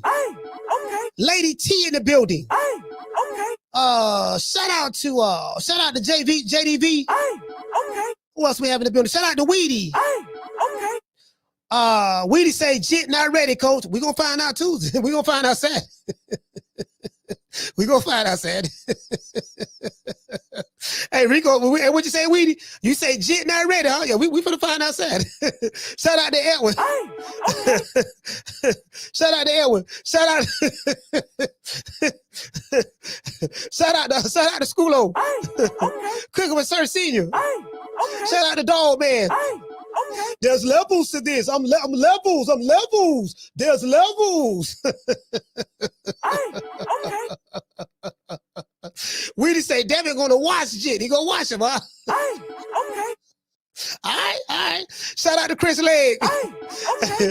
Shout out to Cool Boy Curry. Yeah, we gonna watch him, dog. This shit gonna be like taking candy from a baby, fam. Shit gonna be like, all right. We gonna find out. I want to see it. I swear to God, I want to see it. Sugar Made Judah. We put Sugar Made Judah together, sprinkled with a little bit of Mike McCallum. You get what I'm saying? That boy from Georgia in trouble. You dig? It is what it is. I'll catch you guys on the next one, man. Today is Wednesday, Thursday, Friday, Saturday. The fight is in 3 days. Tomorrow is going to be 2 days. Friday is going to be the weigh-in. And Saturday is going to be the fight. Lord have mercy. It is what it is, man. I'll catch you guys on the next one. You know my motto. Don't meet me there, beat me there. Peace. Hey, look, man. I'm levels above you. Levels. You dig? Man, I'm out of here, bro. Let's go. Man, I'm out of here, bro. Let's go.